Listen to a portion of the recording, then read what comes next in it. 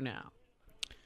So I fixed up my closet. You know, Ralph's job is to, you know, all he's got to do is get some outfits for me to wear on the show. Right.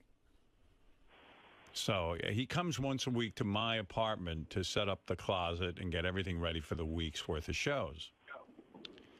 So I recently fixed up my closet, and I'm trying to keep it neater and stuff. So I said to him, listen, as part of your job, instead of just coming on Mondays, come on, why don't you come also Thursday when I'm not there? Even if you stop in for 10 minutes and straighten things up. It looks messy.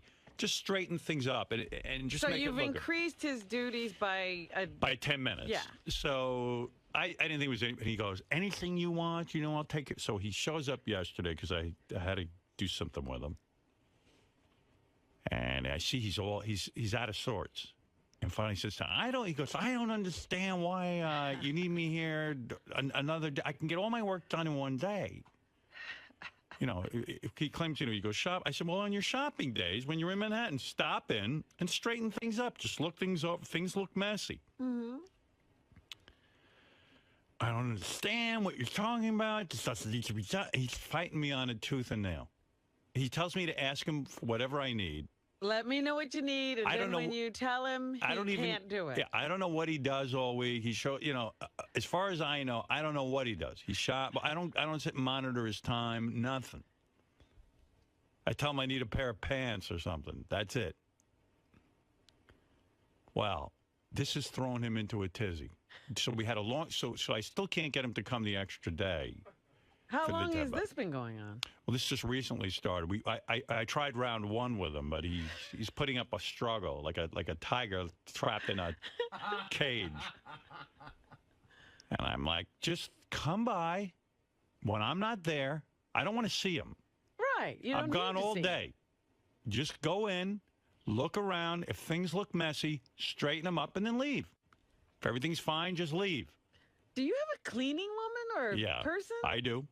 And but he's in charge of the clothes for the television show. Right. He has a certain way he wants things done.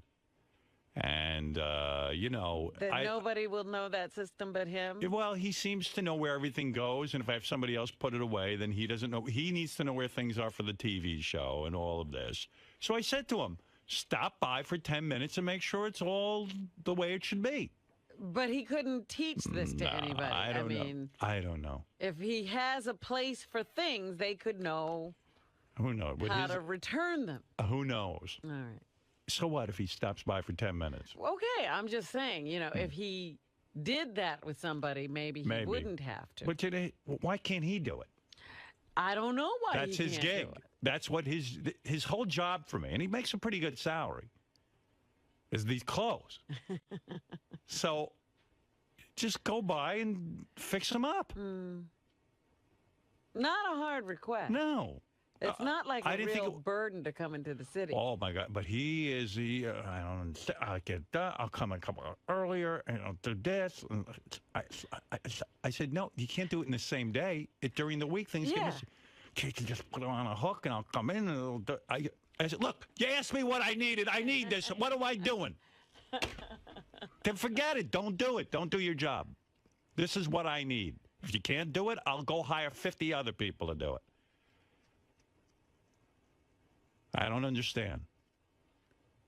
So I'm in the middle of that. Imagine you have a nice setup there and you'd like it to look pristine. Good. Yeah. I'd like it to look good. That's right. I got a nice setup, but I want it to look good. I fixed up the whole thing. Yeah. This stupid fucking closet. It's the same size closet. I don't understand why things have changed. I mean, you should hear this fighting that's going on. I go, in my mind, I want it to look better. Right. We can do better. And you're in charge of this, and this is your function, so do it. This is your workspace. Yeah, come in for 10 minutes and do it. It's not hard. It's your workspace. Make it look good. I know what's got him all crazy. Yeah. That geek show. Oh, yeah. Working, Tim, cancel the geek show. Please. It's distracting my man. Oh, is that? Yeah, I know. He's busy on it. He's got a website. Oh, my goodness. I made a star. Downloading. Researching. And if you saw what he's busy with. Clips. I pull all my favorite clips and I put them on the geek page. I go, and I said to Beth afterwards, it's Facebook. That fucking retard. You should see I'm arranging my webpage, and it's all cool clips of things. And then he tells me something. He goes, if you went on this site, you would know. Oh, I went on. I saw what I was doing. Like, I downloaded a cool, like, cartoon anime from Japan.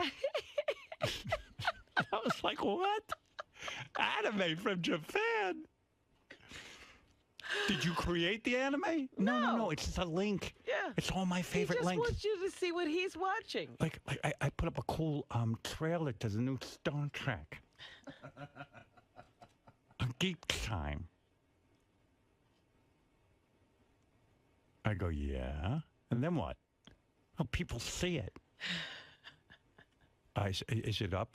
People, you have to have special passwords allowed. We want to get it just right before we unveil it.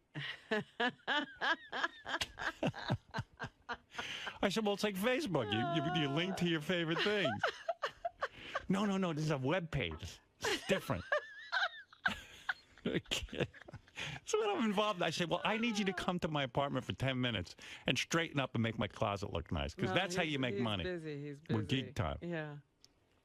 Tim, cancel Geek Time immediately. Because Ralph can't get to my apartment for 10 minutes. He can't talk to anybody before this show. Yeah, half hour he shuts down.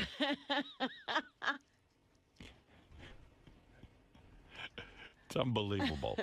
Geek Time. I don't know what's going on with that Geek Time, but I'll tell you this. That Jason and I were supposed to have a meeting the other day about the Cougar contest, right? Which we ended up having. But I had to go home. I ended up doing the meeting without Jason. Right. They've been in like 2-hour Geek Time meetings. Yeah. And there's Geek Time meetings that seem to be coming up a lot. But why? Jason works for me. Why is Ralph using Jason? He's one of the producers of Geek Time. No. Jason's fired from Geek Time. No more Jason on Geek Time. Oh, he likes it. I don't care.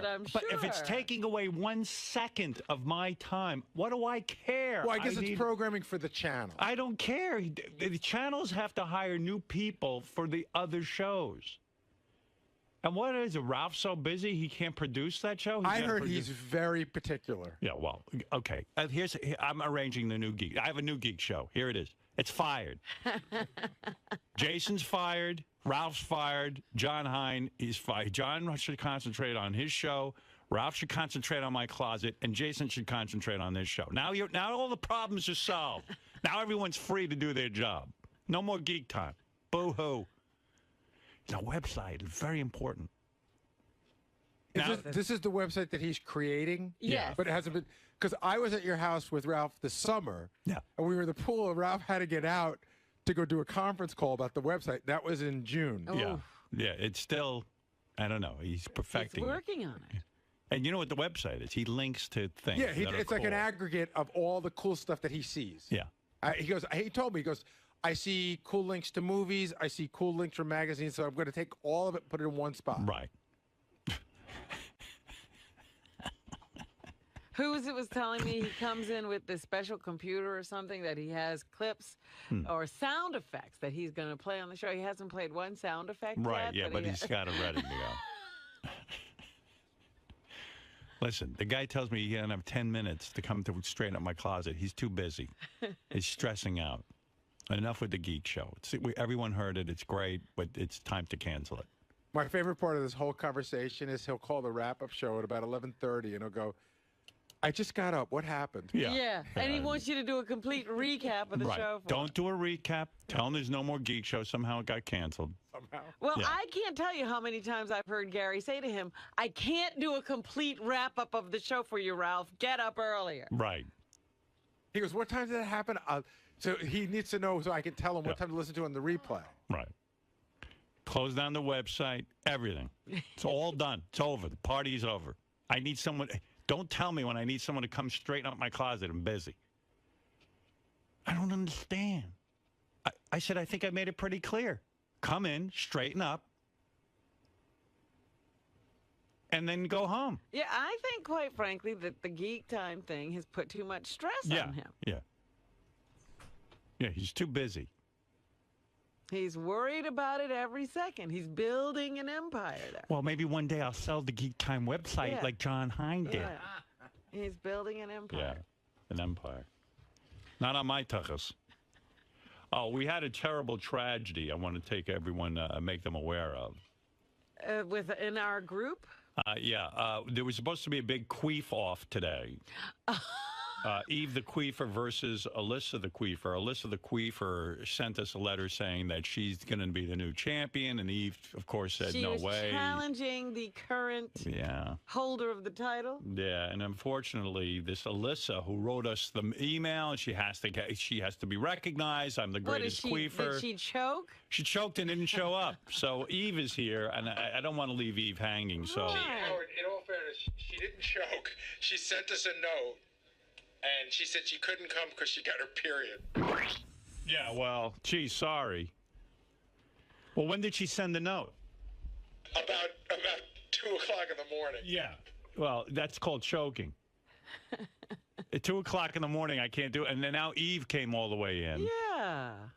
You know. Yeah, how are you going to inform Eve at 2 o'clock in the morning? And Eve isn't even the current title holder. This was just a step for her to go all the way to the top. Oh, this was a challenge round. Yeah. If you hear from this Alyssa again, Gary, no more.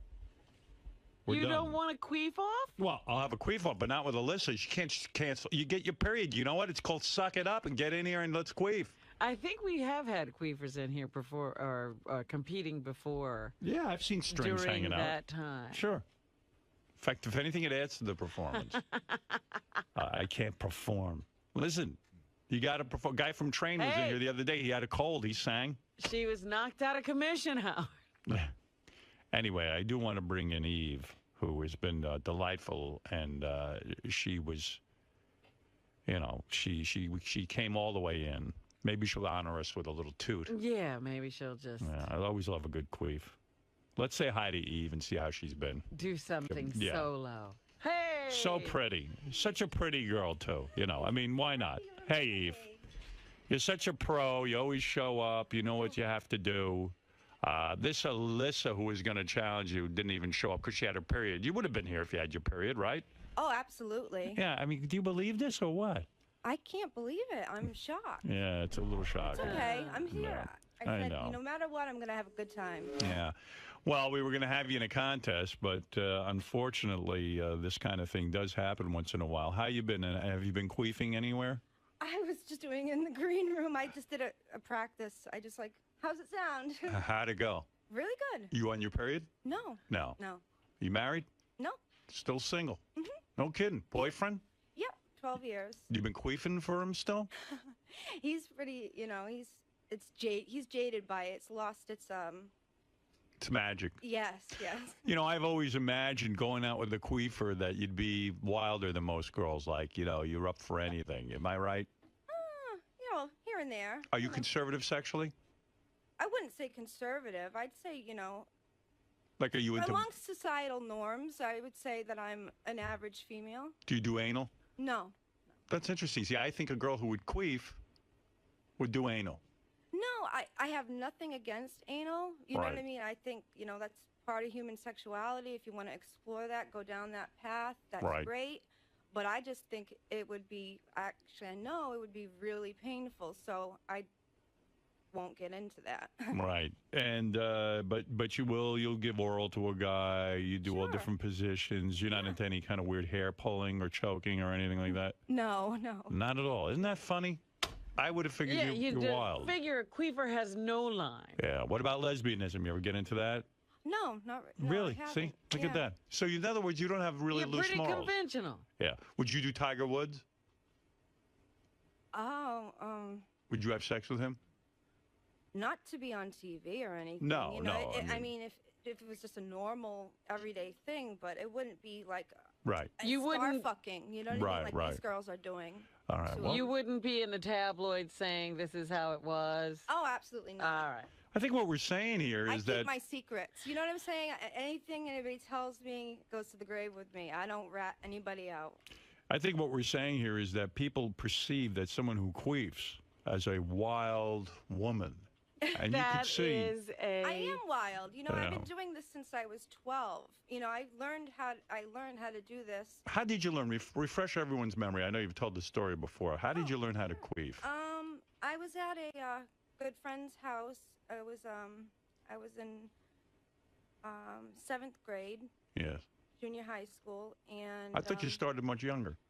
No, it was about 11, 12, 7th grade, and a friend of mine, I won't mention her name, but she said, "Look what I can do," and she was laying on her back with her legs in the air, kind of sucking in air, and and I thought it was great, of course. Sure. And so I'm sitting there with her. Of course it's Both great. of us are on our backs, you know what I mean? Legs up in the air, you know.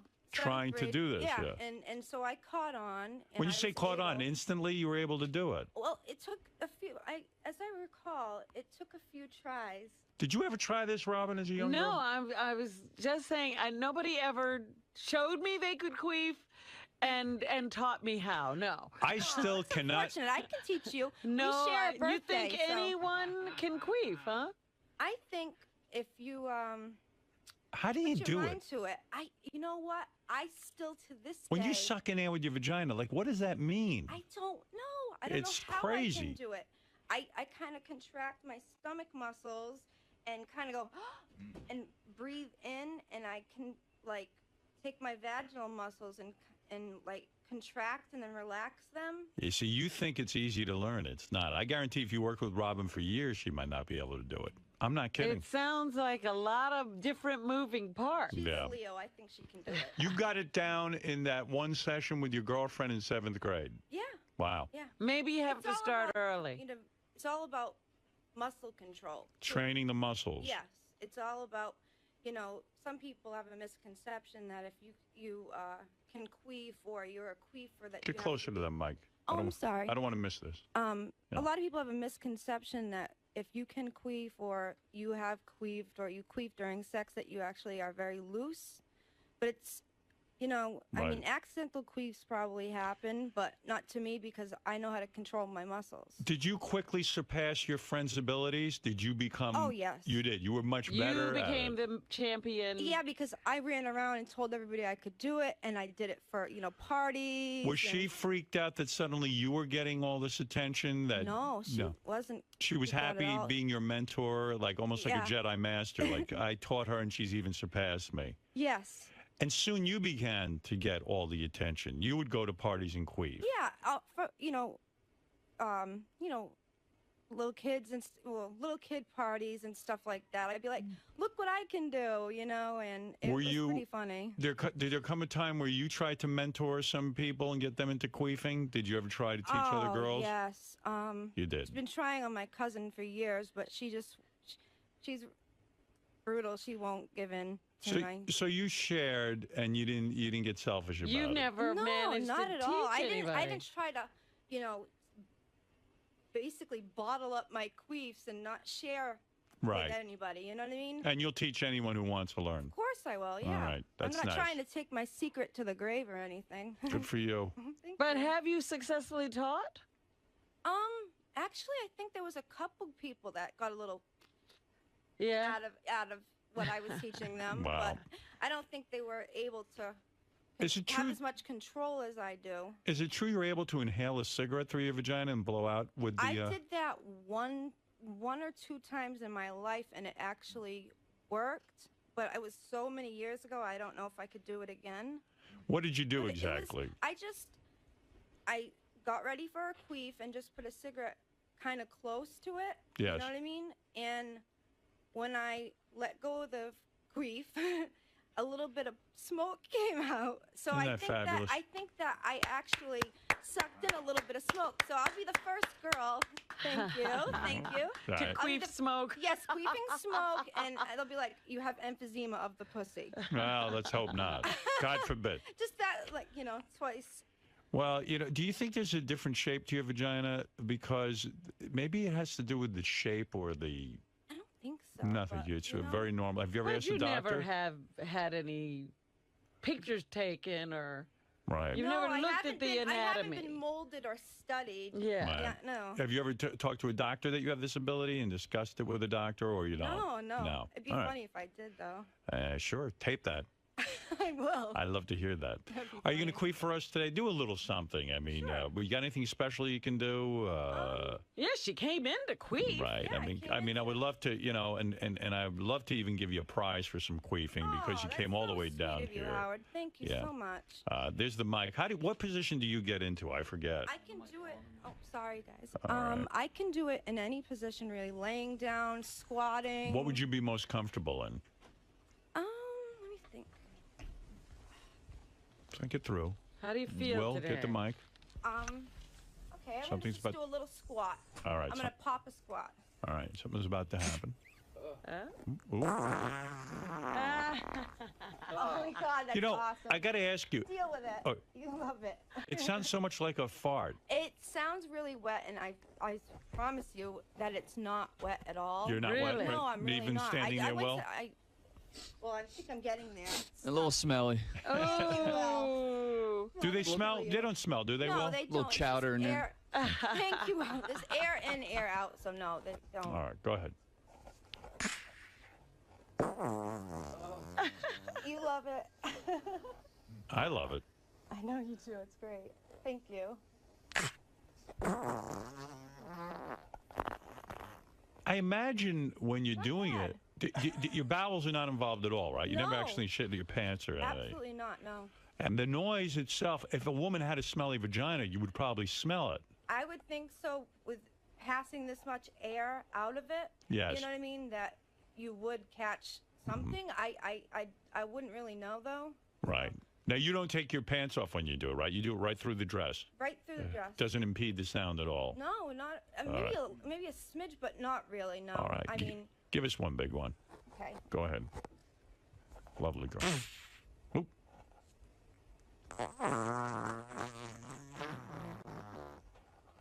Wow. That's amazing. Robin, is that amazing to you? It's funny. I don't know if I'm amazed. Yeah, I'm amazed. I'm really. I think Robin's jealous that she can't do it. Oh, sure. I don't think so.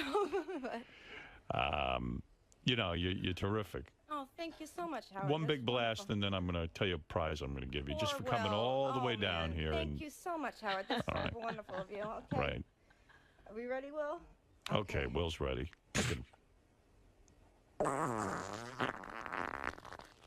Nice. I kind of forced that one, so it'd be really loud. By the way, Will, now I remember what you do on the show. Oh, thank you. You're not fired.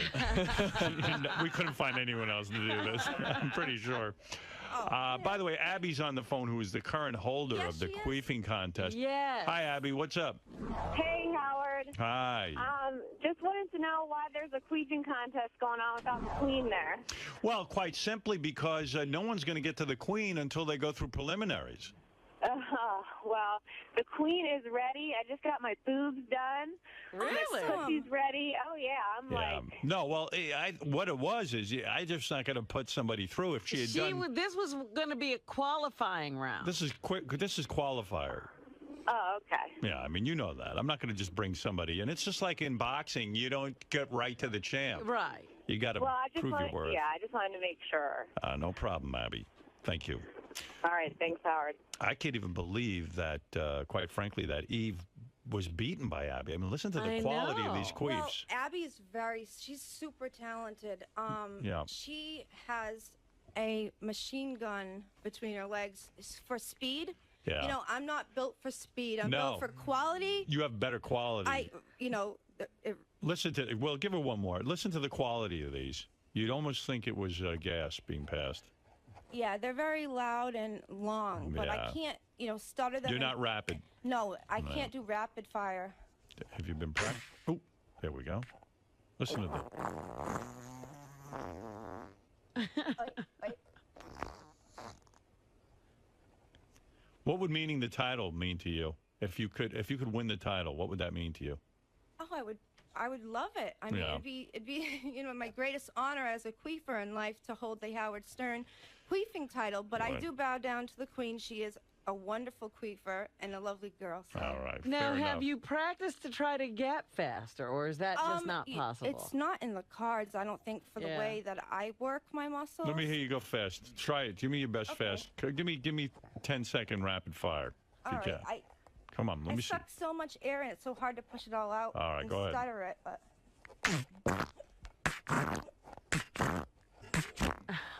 Pretty good. Sounds like I'm laying down beats here. Yeah. It sure does. My name is Howard, and I'm not a coward. And Roll call. It's the roll call. It's the roll call. There you go. All right, thank you. All right, listen, I'm going to give you $711 cash, courtesy of my good friends at 7-Eleven. Oh, my God. Visit 7-Eleven stores and pick up a refillable travel mug for only $1.49. Nice deal on that. I want to thank my good friends at 7-Eleven for that, all right? So that'll be something nice for you. That's such a help right now. That's wonderful. Thank you so much. Use it for the holidays. I'm going to. Thank you so much. All right, have a happy 𝗦𝗵ci𝘄. I will. All right, thank you. There she is, Robin, one of your heroes, 𝗦𝗵ci𝘄. Absolutely. Thank you so much. Who was going to take on Alyssa this morning. Alyssa bowing out because of a period. Probably scared of the competition. Well, yeah, probably. Listen to this girl. She can do it all. Yeah. All right, thank you so much. Beautiful girl. I like her. 𝗦𝗵ci𝘄. Dark hair, red lips, whole thing. And I always thought queefers were sexually loose. I was wrong.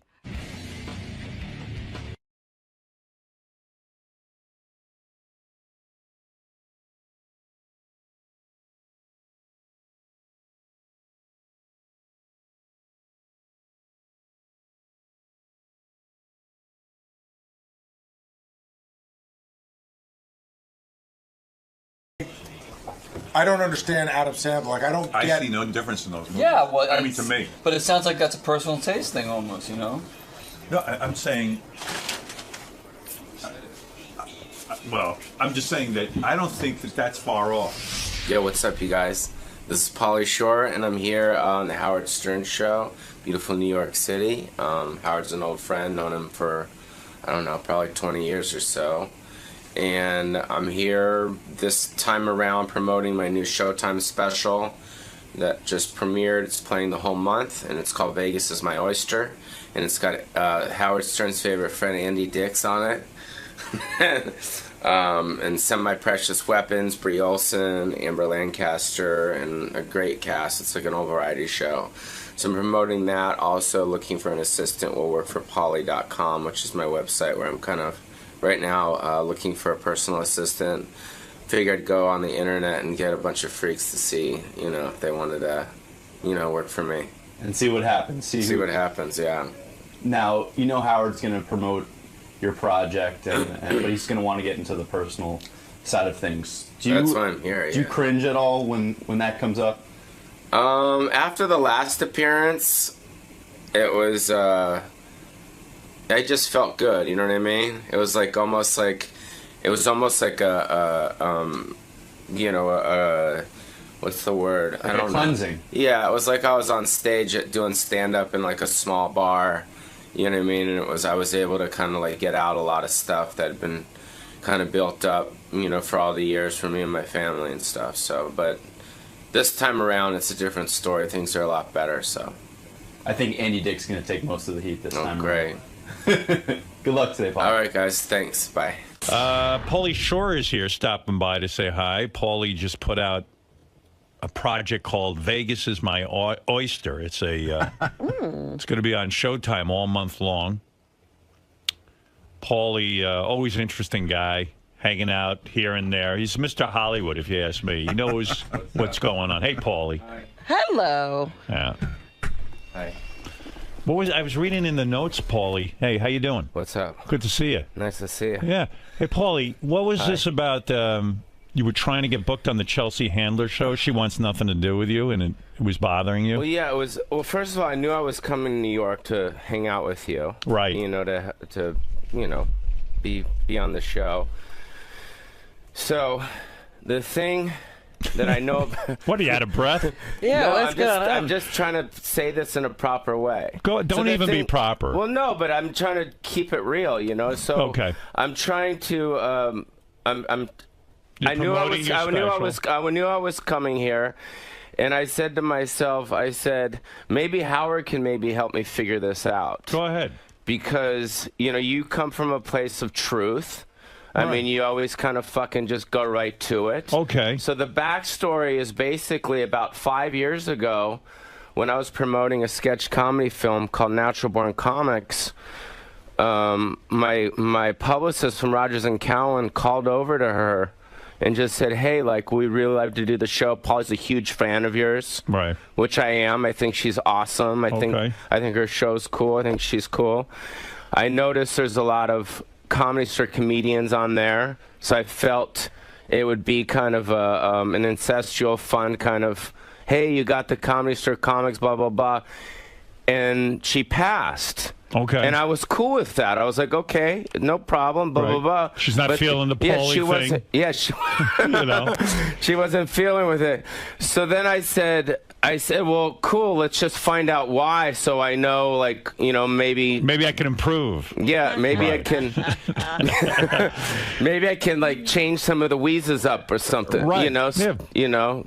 Don't say grindage as fast. In other words, were you willing to take criticism? You were willing to, like, in other words, hey, look, Paulie doesn't fit our show because. Right. Okay. So then I know, that, you know, with it's almost like you're dating a girl, and after a while, like, what's the reason? Okay, cool. Like, I just want to know. Yeah, I have a crooked penis. Okay, like, I don't want to be. I don't want to be fucking part of your life. I'm like, it's all good. So she just she didn't give a fucking reason. There was no reason at all. And then this time, and then even Adopted, when I came out, she didn't give a reason. She didn't respond. She was like, there was dead silence. It was like white noise. Well, maybe she felt funny saying, gee, I don't think Paulie's funny, or I don't think Paulie is relevant, or you know, whatever. What could the answer be? Yeah. I mean, let's face it. The answer is either she just doesn't think you're funny, or she thinks it's over, or some kind of thing like that. Well, then that's okay. Right. But then have her say it. True. You need an explanation. Is Yeah. Well, maybe she didn't feel comfortable about it. You know, I could get that. You know what I mean? What is it, Gary? Because you get involved in a lot of this. Yeah, because this happens a lot with me. So a lot of times people want to get a hold of Howard directly, but Howard doesn't want to deal with the booking of the show. So the odds are that Chelsea may not want to have you on, but she may not want to tell you that because you never want to shut the door on anybody because she may not want you on the show now, but in the future there might be a reason to have you on. Yeah, but this is 3 years in a row. But, Paulie, you just have to accept that you're not doing that show. Yeah. You just we'll have you on. Yeah, I know, but I just want. But here, I haven't finished though. Go ahead. Good. This is good. So I went. So Adopted came out last year. Right. You know, did well for me, and I thought that would be, hey, maybe I can go on there. You know, for that. Maybe now you're good enough. Yeah, because I'm, you know, adopting black babies, and that's funny. Right, it was cool. I talked to Eddie Murphy the other day about it. It was a great, classic conversation. Where'd you see him? I saw Brett Ratner at the Playboy Mansion. Yeah, and he came up to me because I guess Brett just finished a film with Ben Stiller and Eddie Murphy. And it looks good. It looks funny. It looks really funny. So Brett came up to me, which he never does, because usually I'm coming up to him. Right. You're usually annoying him, yeah. And he said that Eddie Murphy didn't stop talking about Adopted.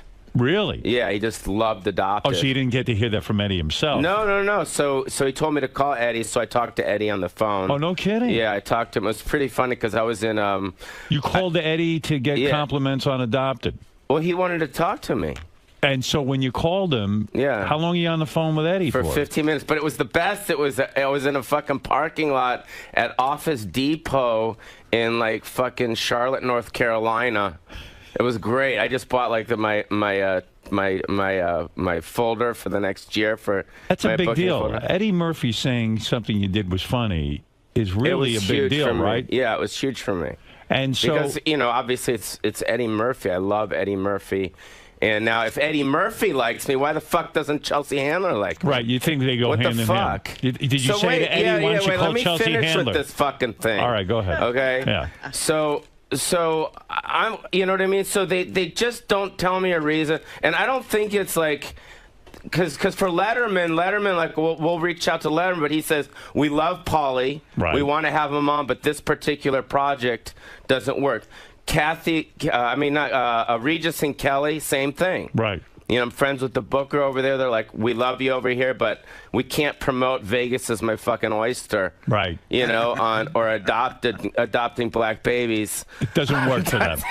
They want something more wholesome. It doesn't, right. So, but Chelsea's perfect, and I love her. So she... See, I always assume, I would never make, I'm being honest. If a show didn't want me on, I would never make the call to say, I need to know why. And I'll tell you why. I just assume they're not into me. Right. You know what I mean? I just go, okay, I don't need an explanation. Yeah, but they're not into me. They don't want me on. Right. So of course, everybody wants me on, so I never have had that. You never have to make that. I've never been in that position, but that's how I would be. Yeah, but I think it's personal. I think it's something that I did back in the day, like I jerked off on her. Or that's possible. Well, that's what I'm saying. And back in the day, I was so fucked up that I don't remember half the shit I did. Maybe I was an asshole at a party. Seriously, maybe I was an asshole at a party. And it's something. I think people in Hollywood don't care what you do to them as long as they deem you hot. Yeah, you're a hot commodity. Jerked off on her at a party. Right. She would love it. On. Right. All right. So then maybe she just doesn't like my style, bro. I think that seriously, that's probably it. And if you press her, you're going to get the answer that you say you want, but you really don't want. I don't give a fuck what she says. She probably doesn't think you're right for the show. What? But she'll have fucking all these other people on? But see, now you have it. Now you're going into that whole thing. But I don't understand. Was she a comedian?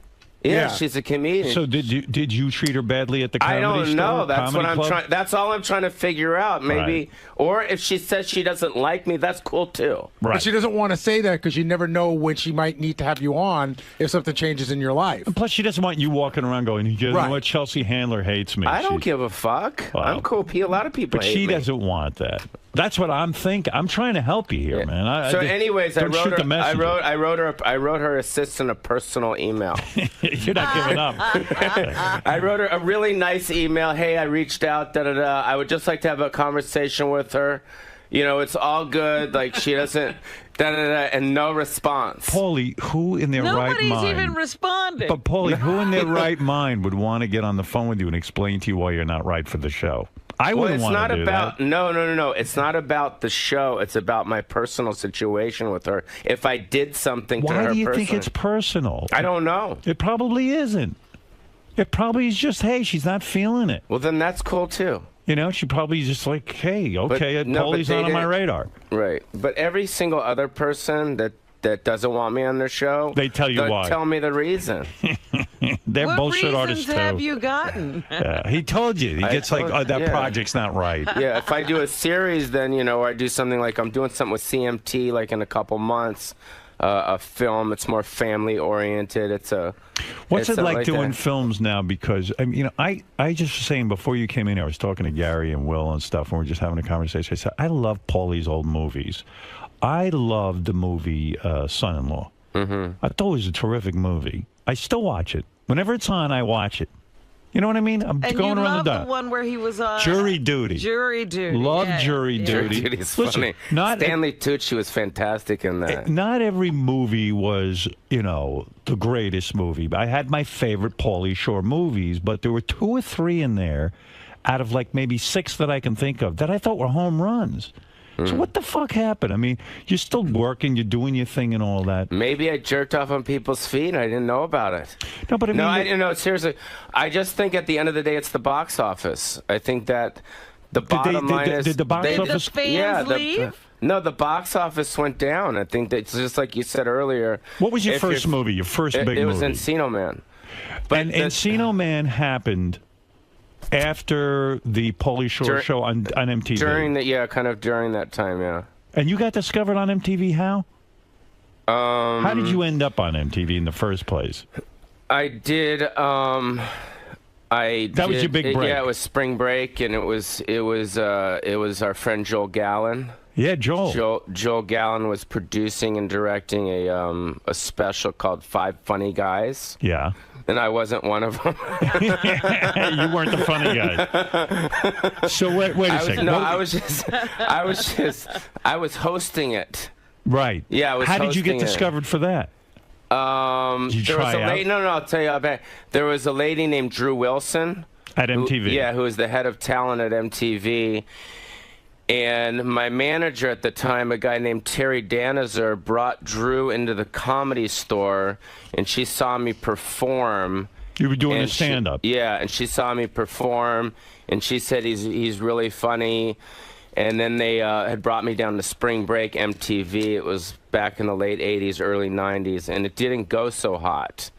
So then I kind of went back to the drawing board and developed, and that's kind of how it started. It didn't go well on MTV. At all. It bombed. Bombed bad. Doug Herzog was there, and it was just like, because it was live. If you remember back in the day, MTV Spring Break was live. Right. So it was a huge, huge thing, and I was nervous, and Corey Feldman was there. I remember even like me and me and Christian Slater. Right. Right. We're not getting any pussy, and Corey Feldman was getting all the pussy. Boy, how do things change? I agree with it. Me and Christian Slater, I swear to God, we're sitting in our fucking hotel room at the Marriott, going, this fucking cocksucker with the fucking Michael Jackson face and a glove is getting all the pussy, and we're not getting shit. Yeah. There was a time you didn't get. I mean, you're a legendary cocksman. I mean, you've gotten lots of pussy. And when you were doing movies, was the pussy different? Like, were you getting into like... It seems more now. More now? Yeah. You haven't slowed down a bit? You go to get pussy but I don't know, at the Playboy Mansion, No. It seems more now just because I'm not as... I don't want to use the word desperate... Right. But I'm not like chasing it as much. It doesn't mean as much to me. I'm 43 now. But a lot of you look good. Yeah, but at the Playboy Mansion, you got kind of wrapped as the guy who all the playmates fuck. So you had to back off that well, right? I mean, you tapped that well way too many times. I don't know. I think so, right? I mean, that was the... Oh, Paulie, you go to the Playboy Mansion and then you end up sleeping with Paulie. It was almost like a joke at that point. You had to. It was like mandatory. Christ. Right? No, seriously. Cool. But it was for a while. Having sex with me? That's not a joke, but I'm saying you got all the playmates, so the girls start to talk among themselves, like Paulie fucks us and then dumps us. Right? I guess. And I always liked your rap on sex. You look at guys like Tiger Woods. You look at guys like Arnold Schwarzenegger. And you say, you know what? At least I'm honest with a woman. Yeah. I don't marry them and then fuck people behind their back. Or lie or say I'm doing this. No. No, you've always been honest. Yeah. That was the one thing, like I told you, I think last time I was here, that I didn't like about my dad. You know what I mean? Is that he wasn't honest? Well, no, because he got in this relationship, you know what I mean? And he didn't want to be. He was never happy. He was never happy with your mom. No, because he was, on the road with Elvis and all these people, and he wanted to have fun. He wanted to live the lifestyle of a comic. The lifestyle that I'm living. So, I just don't think the two worlds mix properly. Right. So you felt your father was a hypocrite, and that's why you see a lot of these rock stars with these wives, and you see them on these reality shows on VH1. They look fucking miserable. They do. These wives, because they know their husband just went and fucking got blown by like 3 groupies in the back of their disgusting tour bus. You're right. They just look. So where people say, "Oh, Paulie's gross because he fucks all these girls," Paulie isn't gross. He's being honest. Right. You're living that lifestyle. And are you in a relationship now? No. It's hard for you to be in a relationship because you're banging a lot of girls. No, that's not it. What's going on? I'm just into my work, man. I'm into my work. When's the last time you got laid? I don't know, 2 days ago. Oh, 2 days ago. Yeah. Oh, He didn't say he wasn't getting laid. Oh, I see. You're not in a relationship. You met a girl 2 days ago. No, she's staying at my hotel. Oh, so she's a girlfriend. She's a girlfriend. Right. She's not my girlfriend. She probably sees other guys too. Right. But she's my friend. We get along. You got it all figured out. And I don't mean that facetiously. You really do. But you have to ask, how does he maintain that emotional distance? You never just get so involved and how do you want do to that? Possess and my emotion goes into the stuff that I'm working on, But when it comes to women, do you ever get attached or needy? Or back in my 20s, I did a lot. Yeah. Very miserable. Did you ever date anyone super famous? Or has it always been? I told you just a while ago, just Kylie Minogue. Kylie Minogue? Yeah, that's a pretty big score. Long time ago, yeah. Did you fall in love with her? Mm-hmm. Loved her. I loved her so much that I flew to London. I flew to London where she was performing, and as I was flying to London, she was flying to L.A. to meet her new boyfriend. Oh dear. Oh God. I guess well, she dumped you. I guess the deal is if guys are ever texting their girl or vice versa, and you're not getting a text back or calling them, that pretty much means I don't want to go out. That's the pussy way out. So girls are as scummy as guys. Guys will do that a lot too. They're just sort of never. No text, nothing. no call back, and stuff like that. But the thing is, it's like, it's just, I think that's, Would you have married Kylie Minogue? Do you think? Probably not, because I don't know. Did you ever confront her and say, why didn't you break up with me properly? Why didn't you at least give me an explanation? Yeah, we had that conversation. Did you have it on the phone or in person? No, in person. How did you get it? It was hysterical. It was hysterical. It was fun. It was hysterical for her. No, it was hysterical because... Here, wait, put on your headphones because that's your mic. Sorry, I'm just getting crazy here. What's the matter? What are you doing? What are you doing? Put your headphones on. There's a microphone in them. All right. What happened over there? You get nuts. No, what happened was she was dating some guy named Stefan, right? Who was the music video director for the Chili Peppers, right? What's the matter with you? I'm just thinking back. I have to fucking think about it, dude. What the fuck? Let me think about this shit. Okay, so I was, I flew to London, and then as I got there, Stephen Baldwin was filming a film out there in London. Boy, that goes back a long way. Stephen Baldwin was making films. Yeah, and he was filming a film in London. I think it was some film out there, and I found out through her friend that I became friends with on the set that she had flown to Los Angeles to spend time with her new boyfriend, Stefan. I had no idea that she had a boyfriend. Right. So finally, she found out that I flew to London. She thinking I'm a psycho. Right.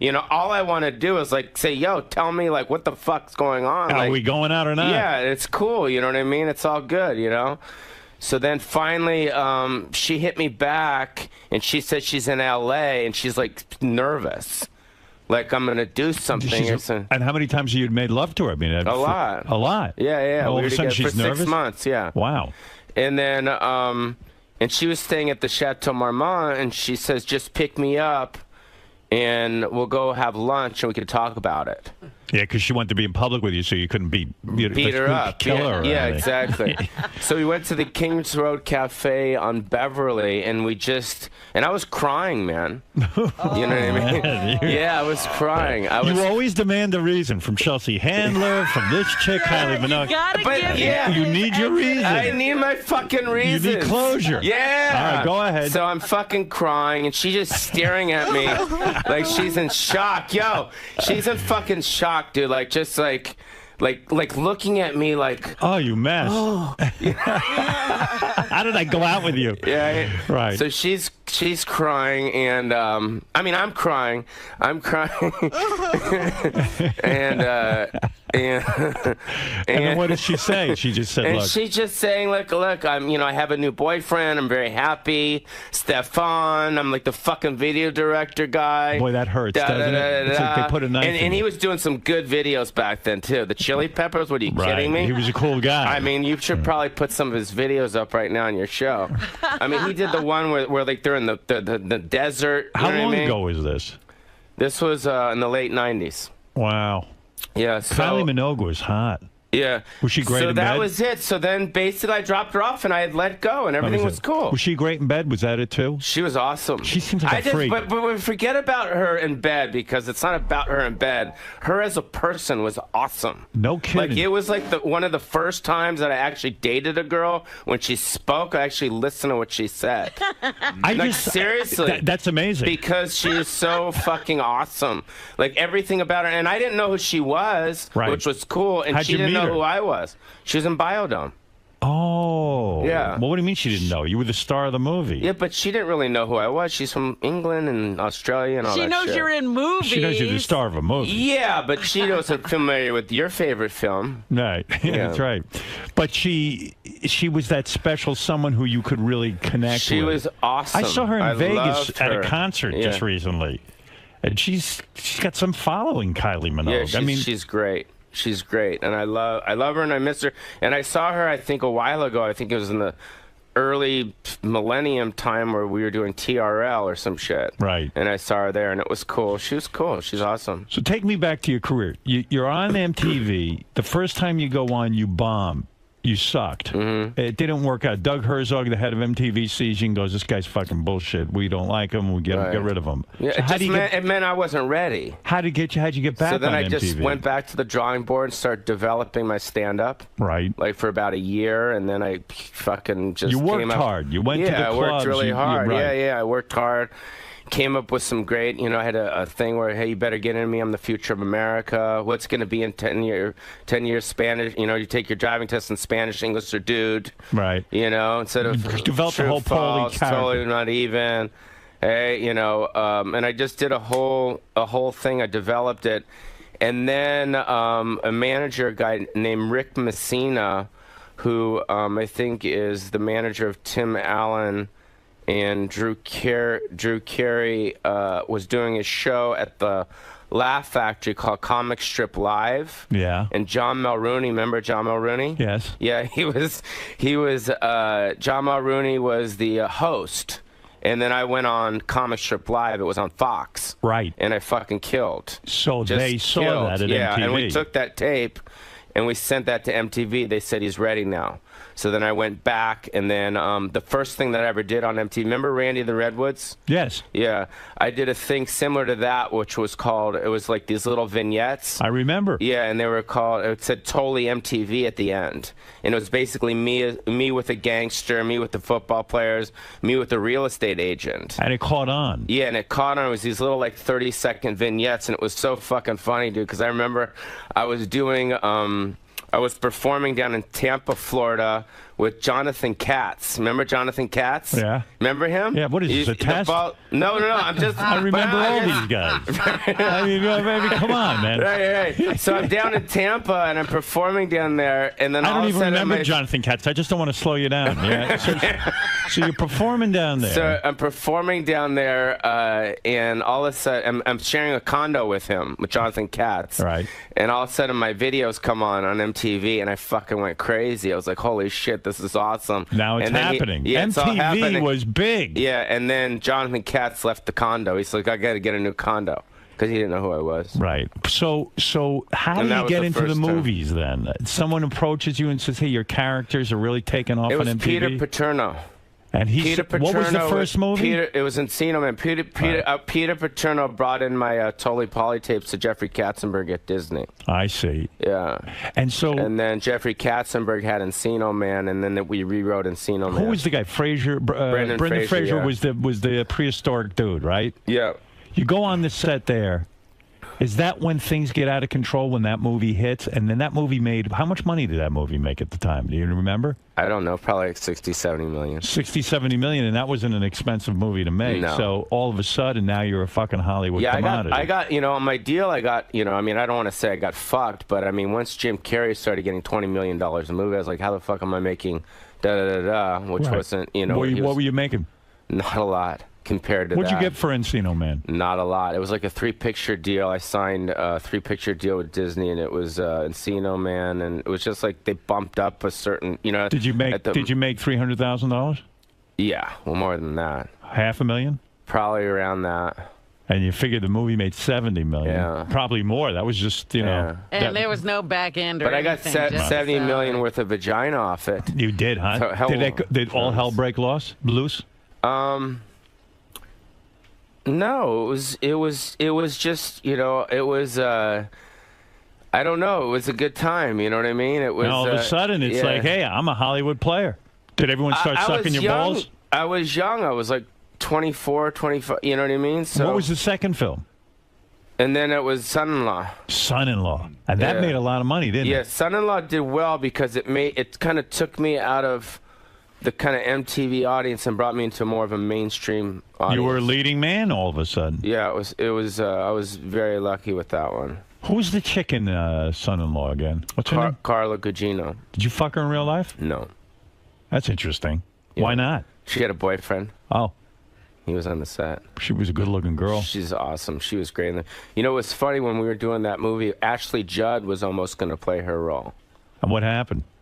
Disney wanted Carla. I see. Probably would have fucked Ashley Judd. Maybe she didn't have a boyfriend. Right. So Encino Man hits. And how much money did, not Encino Man, when Son-in-Law, how much money did Son-in-Law make? I'm not quite sure.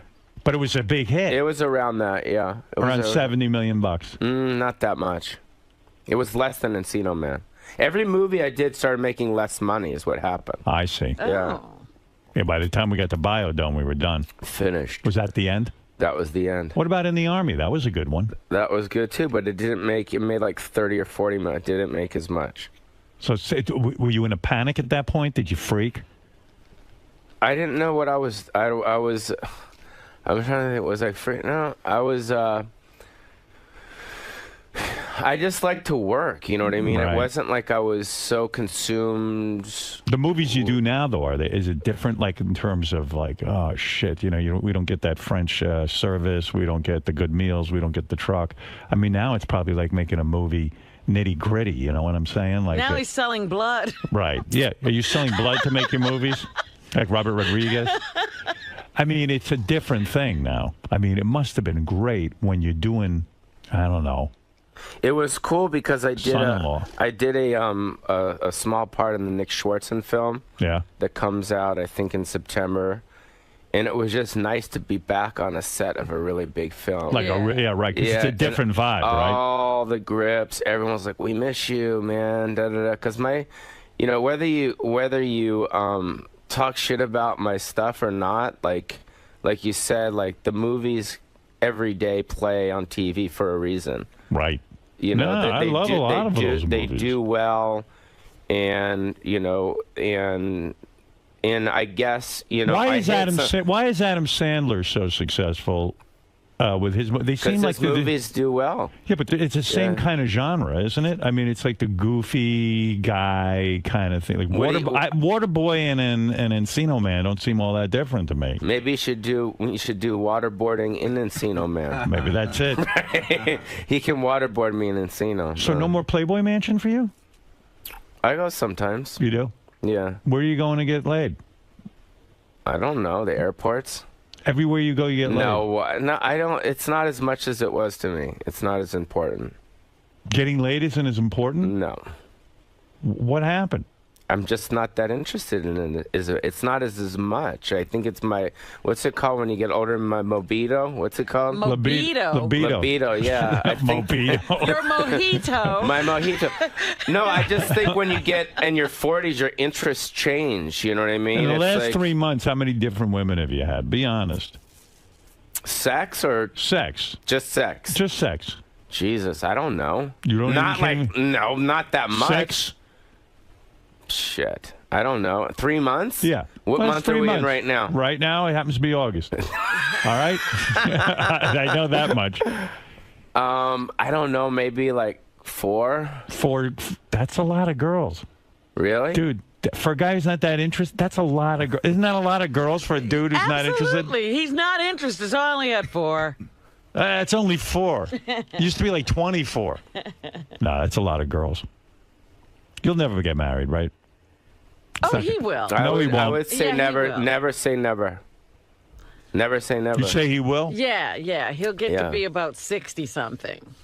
You know what the type of girl that I'm looking for? Because I was thinking about it for a long time. I was like, well, if I am going to settle down, because obviously, you don't want to be with other girls when you create a really good relationship with someone, because you're going to say to yourself, why am I going to fuck up this great, awesome friendship and relationship with someone just for a piece of ass? That's right. Right. That's it. Yeah. So because that's really the bottom line. That is. Right. So what I'm thinking is the type of girl that I'll settle down with is going to be like a Sharon Osbourne type.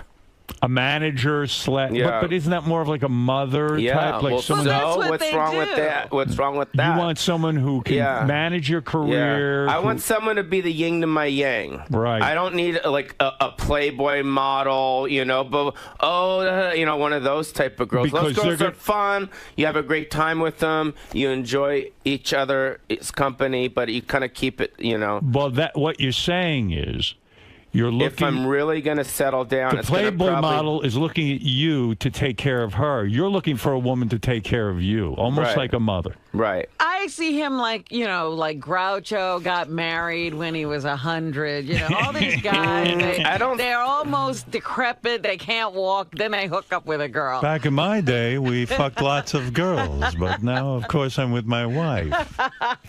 You seem that way. Oh, I love her. She's the greatest. Is your dad doing okay? Yeah, he's doing great. Is she still getting a lot of pussy? I mean, he's my dad? Yeah, is he getting? He's married. Oh, he is. Oh, yeah. I'm sorry. All right, listen to me. Well, that still doesn't answer the question. Your next movie should be pursuing Sharon Osbourne. I think you should try to go out with her, and that's the movie. But if you think about it, you think Ozzy would still be alive without Sharon. I think he's devoted to Sharon, and he recognizes that she's the most important thing in his life. Although he did fuck up for many years. He used to cheat on her terribly. Yeah, but imagine him without her. He's dead. Right. You're right. That's what he would have got hit by a truck. That's right. You know what I mean? Maybe you should date the daughter.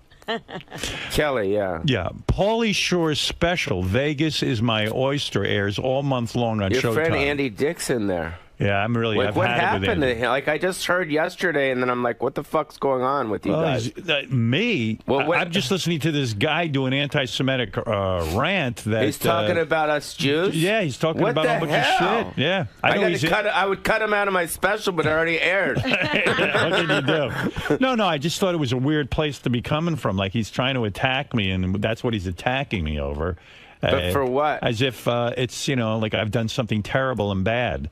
And he thinks I've done something bad to him because I don't give him a free radio show or something. I don't know. The guy's listen.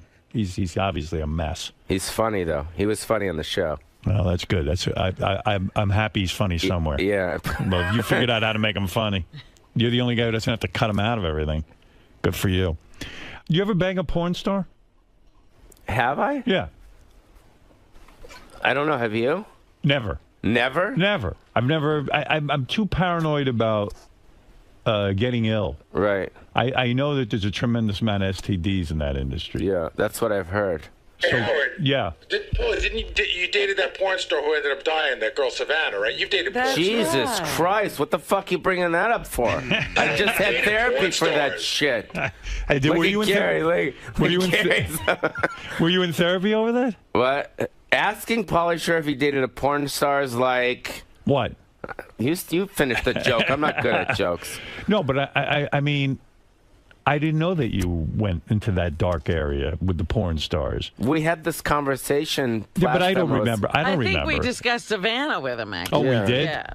Yeah. When you... Are they different porn stars than regular girls? I mean, are they great and bad? Or are they just like any other girl? It's just the porn is the performance. And when they give great oral sex. They do. Yeah. Because they know how to do it. Yeah. But what do you think that is? Do you think they just... I don't think porn stars love sex. I think, if anything, they're probably turned off to it. Some of them do, but it seems different now. It seems like I'll meet these girls, these younger girls that'll get into porn, they'll be like, oh, it's awesome. I get paid da-da-da-da-da, and I get fucked all day. It's awesome. And some girls, like some of these porno girls, like they won't even have sex in their real life. And then they like to do it on the on the set because these guys have big dicks, Right. So you know what I mean? They please it. Yeah. It's weird. Some of them do.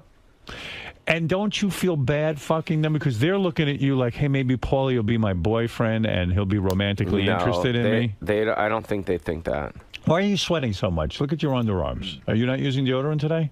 Are you letting us see you sweat? Paulie, look up. Pick up your arm.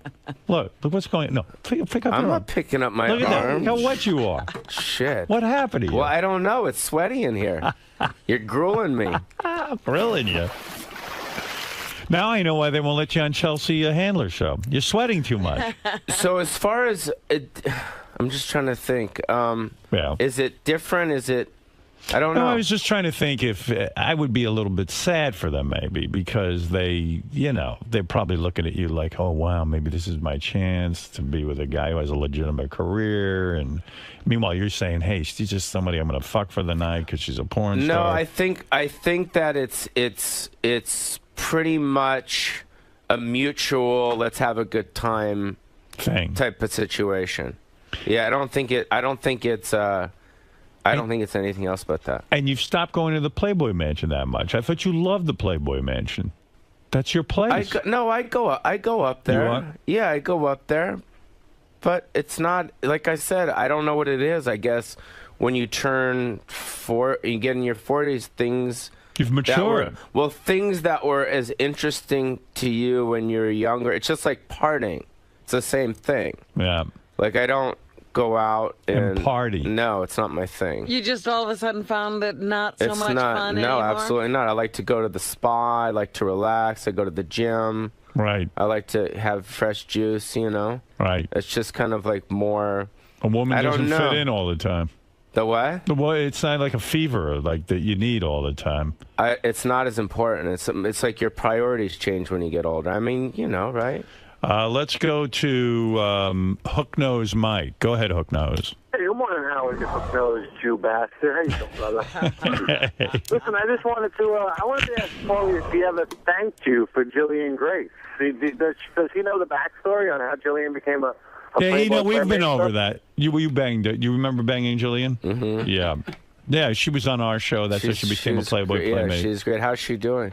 I don't know. Isn't she a mother? She somehow you didn't get her pregnant, but David Spade did, and then she gave birth to David Spade's baby. How's she doing now? I don't know. No one's talked to her? No one's talking to us. She won't talk to you? Well, I mean, I guess she would if we called her. I mean, what am I going to say? I mean, Spade probably talks to her once in a while. We would hope. It's amazing you avoided getting any of these girls knocked up. It really is. I think God has watched over me. Yeah. I mean, if you grow up around Sam Kinison, Richard Pryor, Robin Williams, and breastfed by Roseanne Barr, and you know what I mean? It's like, and I'm still like standing here like I'm that same guy, You wear rubber all the time, I guess, huh? Pretty much. Yeah. Yeah. But did you ever like be with a Playboy Playmate and just pull out and just hope for it? You have. Of course. And you never got them pregnant? I mean, I assume I haven't. Wow. Because I would what probably a lucky thing. Dodging those bullets. What's with you guys? What happens is when you, I guess when you know that pre-cum is coming out. Yes. You got. But you don't know when pre-cum is coming. That's According the to what problem I've with read, pre-cum comes out sometimes and you don't know it. Like guys think they're holding back sexually. Yeah. And they know when to pull out. But things can drip out, evidently. Well, you got to pull the pre-cum out and make sure that they, How do you do that? That you just. I could be pre-cumming right now. I'm not even sure. Do you understand what I'm saying? It's a miracle that you haven't had a child, and that would have been a complication in your life that would have been insane because you're not interested in a relationship with these girls. And I think there's a lot of guys that get complications in their life with children that deal with it once they have the kid. I think we're all, I would say probably about maybe 25% of the population were accidents. Yeah. I mean, don't you think? Probably a little higher than that. I'd have to think I was. No, stop. But doesn't look like my parents really wanted me all that much. So the point is, you've been very, very lucky that you do enter a woman without a rubber, and that you do run the risk of having a baby. But you're philosophical about it. Baby comes, she's going to want it because she's going to hit you up for dough. Are you a multimillionaire? I would think you are after all those movies. I have a couple homes that are worth millions. You do? Yeah. Did you work out things with your family over the rights to that Comedy Store? Yeah, things are a lot better. You're friendly with your brothers? Yeah. No kidding. Yeah. You're all talking? Yes. Getting along? Yes. I mean, there was a big issue. Yes, you wanted to was. do certain things with the Comedy Store, which your mother started with your father. Yeah. And she left it to you to run, and your brothers. And your brothers didn't see things the way you did. You wanted to develop the club in a certain way. Your brothers didn't. It was a big falling out. One of the times you were on, you were very open and honest about it. And then next thing we know, you got a call from your brother, and he wanted to get on the air. And then the other brother told him not to come on the air. It was a whole fucking deal. How the hell did you work all that out?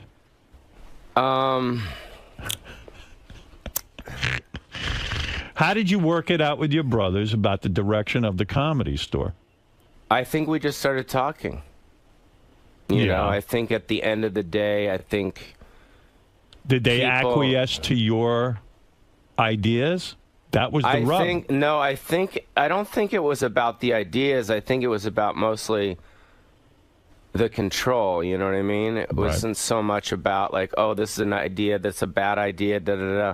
But at the end of the day, the club needs to make money, and it's a business. And at the end of the day, there's a lot of people I think that are in businesses that get along and don't get along. And I think that we just need to start thinking about the business. You're being very philosophical. You're not telling us who's running the club. I'm not running the club. So what happened? Why are you not running the club? Well, one of my brothers is running the club. And I mean, he's so in charge of it you right even now. said to me, you were the one who was successful in show business. You're the successful comedian. You're the one who had success in movies. Wouldn't it make logical sense that you run the club? I mean, have they been successful in comedy? No. So that was your gripe. Mm-hmm. So somehow you just said, fuck it. You gave up. No, we're working together on it right now. So they listen to you, is what you're saying.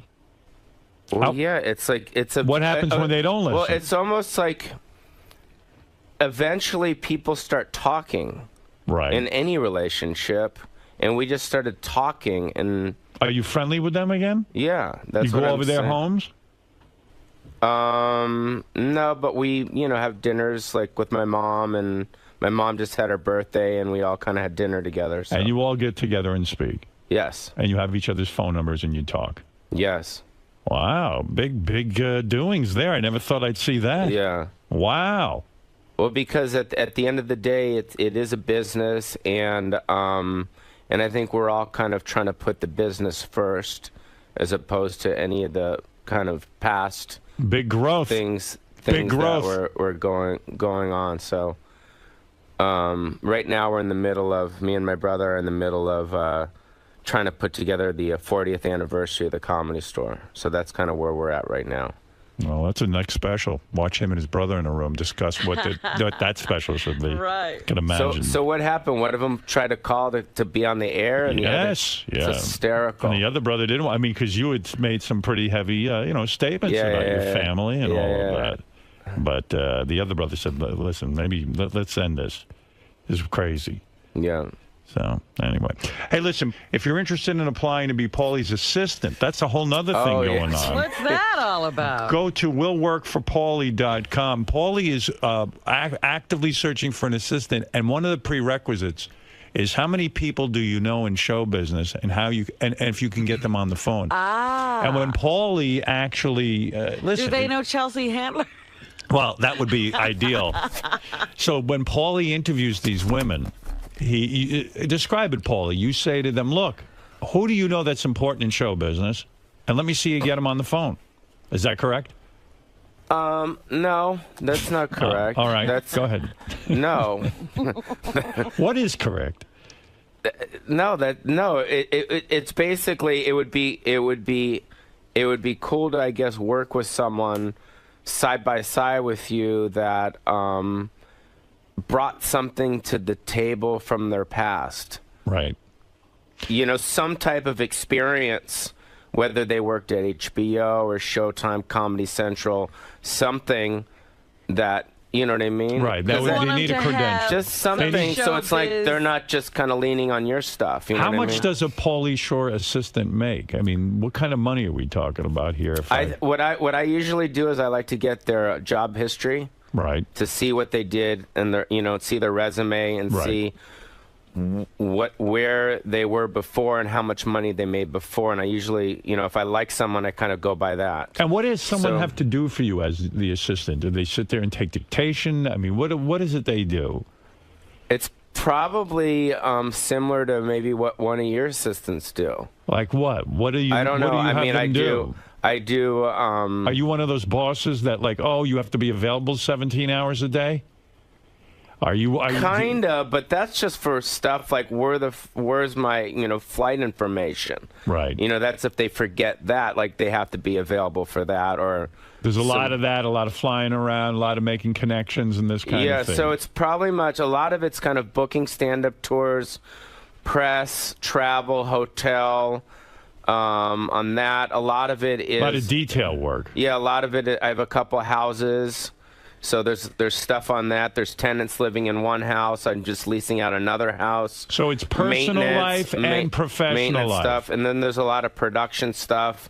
So they'll kind of help oversee the deliverables. For instance, on Vegas is My Oyster, right, with Showtime. A lot of the what other stuff is there? The social media stuff. Sounds like a person could make $17,000, $18,000 a year doing an important job like that, right?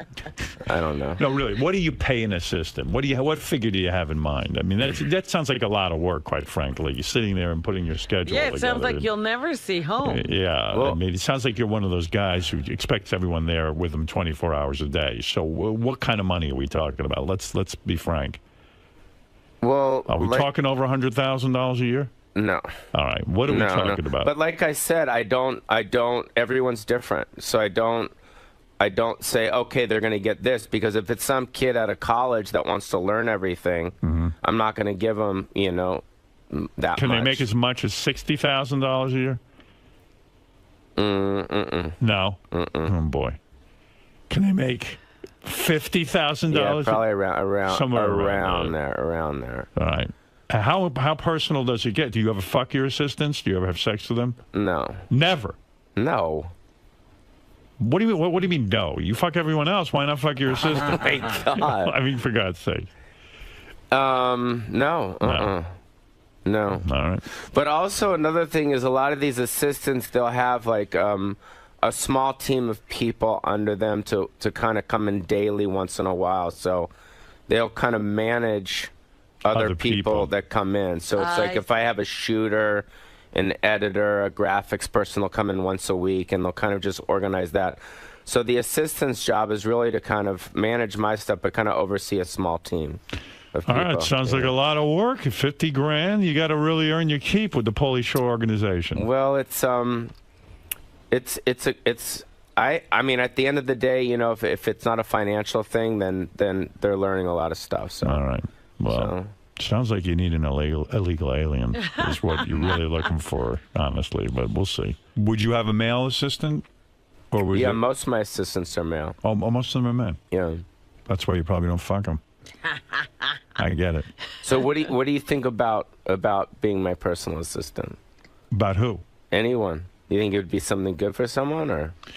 I mean, excluding the money situation. The personal assistant thing is very funny to me because I think some people expect that person to become everything to them, and you know what I'm saying? Like, yeah, I don't know what kind of boss you are, but there are certain guys who think for $50,000 a year you own that person and you should have them around you 24/7. And really, that's not fair. But I'm out of town. I'll be out of town like 3 weeks a month. I'm always on the road.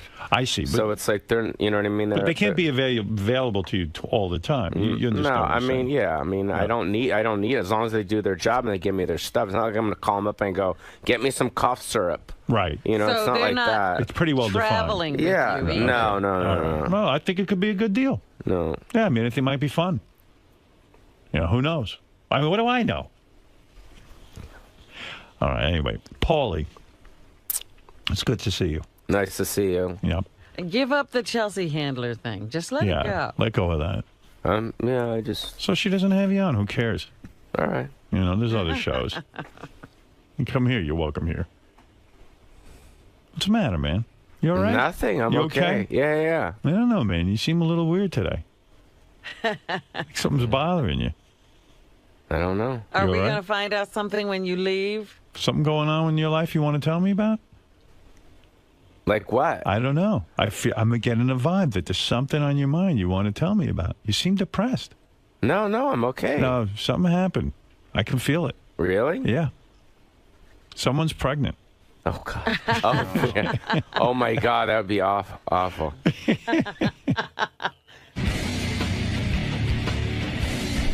How you doing?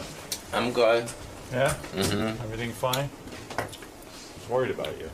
The what? I was worried about you. Yeah, it was tough, but things are okay now.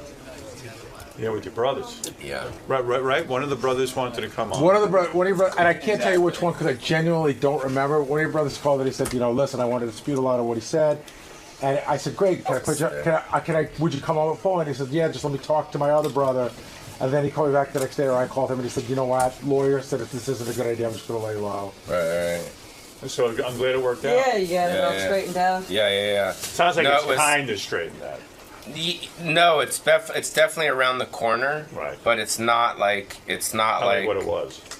It's not what it was at all. Right. Like, would you go? Would they say, hey, come on over for Thanksgiving, or it's not there yet? Yeah. Oh, Yeah. Well, that's good. Yeah. That sucks when it's not comfortable with your family. Good to see you. Yeah, thanks. Thank you for coming in again. Thank you. All right. Coming in. Thanks. Good to see you, man. Thanks. Can I take a quick picture of you, man? Yeah.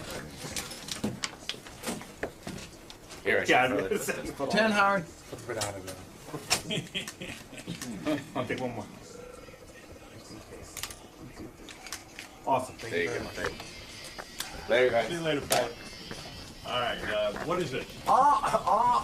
Paulie, is today equally as therapeutic as the last appearance? I don't remember. I just do it. I don't know what happens. So you get in almost the zone. Yeah, you just kind of get in the zone. You know what I mean? So I don't know. You know what I mean? I don't know. Oh, I thought you were handing me that. No, I don't know. It's just one of those things. You just do it, and then hopefully it plays good on the air. It did, and it was less family talk this time. It was more about sort of your career path and what's led you to this point. Do you ever reflect on that on your own, or is this Howard? It's the chance to get it all out there and think about everything that's gone on in your life and career up to this point? No, I try to on stage as a stand-up comic. I try to talk a lot about that stuff. You know what I mean? So that's kind of like a lot of the stuff that I've been talking about lately is a lot of his like autobiographical stuff. So the fact that he was talking about all that stuff, it wasn't that odd, It wasn't that new to you because you're doing it. Yeah, I've been kind of doing it lately on stage, yeah. Besides stand-up, what are you looking to do next? Where is your career going to take you from this point? I want to do something dramatic, something kind of unexpected, something different. So I'm working on that, and then I'm messing with some CMT movie right now, and then I'm trying to put together the 40th anniversary of the Comedy Store right now. So cool. Yeah, so that's kind of where my next thing that I'm leading to. The other thing I wanted to ask you about was Andy Dick. How much contact do you have with that guy? We text once in a while. Are you going to relay any of this? Not as if Andy hasn't heard Howard's rants, but are you going to ask him about specifically his relationship with Howard and really what went wrong from his perspective? If I see him, yeah, but I'm not going to reach out. I'm not going to reach out to him and be like, yo, what happened? But if I see him, I'll ask him. Because I think that's his own deal with Howard, so I kind of want to stay out of that, But based on the information you heard from Howard's, with all the anti-Semitic rants and all that stuff, is it possible that Andy even has a side to his story, a valid argument, do you think? I have to hear Andy's stuff first. Mm-hmm. So I'm not quite sure. I haven't heard it, but I assume if Howard's pissed off, it was probably pretty bad. Right. But I haven't heard it yet. So if I heard it, I'd be like, oh shit, I can't. You know what I mean? So where I just hear it online or something, you know? You have to do him diligence, so to speak, so you know where he's coming from as well. Yeah, I don't know. I don't know what he said. I heard it was bad stuff, but I mean, Andy, hopefully, Gary told me he wasn't on drugs or he wasn't drunk when he did it. Yeah, he sounded very lucid and clear-minded. Yeah, that being said, it sounds very kind of not like Andy. So I don't know. Maybe he's just bitter because Howard had a deal with Andy. Mm-hmm. Do you know what I mean? Right. He was doing shows fairly regularly. Yeah, and then Howard kind of snipped him, and Gary snipped him. So maybe there was something built up about that instead of Andy taking ownership, saying, "Hey, my show wasn't good," and it wasn't really where it should have been, and he didn't take ownership, Right, now he feels slighted and bitter and all that. Yeah, so I think maybe it all kind of came out on this guy's radio show. Cool. Well, thanks for stopping by. Good luck with your future projects. Hope to see you soon, Paul. Thanks, guys. Bye. Thanks. Later. Why do you think you were so sweaty today? Oh, I don't know. My shirt. I know. Were you embarrassed? About my shirt? Yeah. Yeah, well, it's sweating. So I didn't know. I mean, I never worn this shirt before. Was there something you were holding back and not telling Howard? He thought something was wrong with you. No, it wasn't. I just didn't know where the interview was going to go. So I didn't know, you know what I mean? It was like we got out so much stuff at the beginning, and then after that it was like, I don't know what else he wanted to talk about. I mean, we started talking about the special and different things like that, but I mean, it's kind of like, you can't keep talking about one story for hours and hours. Right, but he thought something was maybe on your mind, something was wrong with you, you weren't telling him everything. He was concerned. Yeah, no, I am pretty much honest with him. Okay. I didn't say any, there's anything that, you know what I mean? So you're okay? Yeah, everything's cool. All right. Yeah. Good. Thank you, sir. Thanks, Paulie. Bye, guys. Thanks. Good seeing you, man. Later, man. Bye. Later. Peace.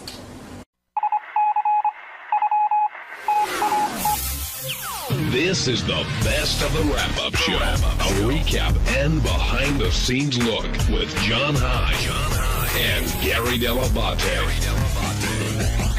The best of the wrap-up show begins now. Whoa, whoa, whoa. Stop the clock.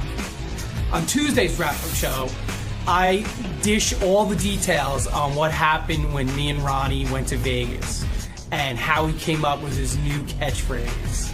You don't want to miss it. Check it out.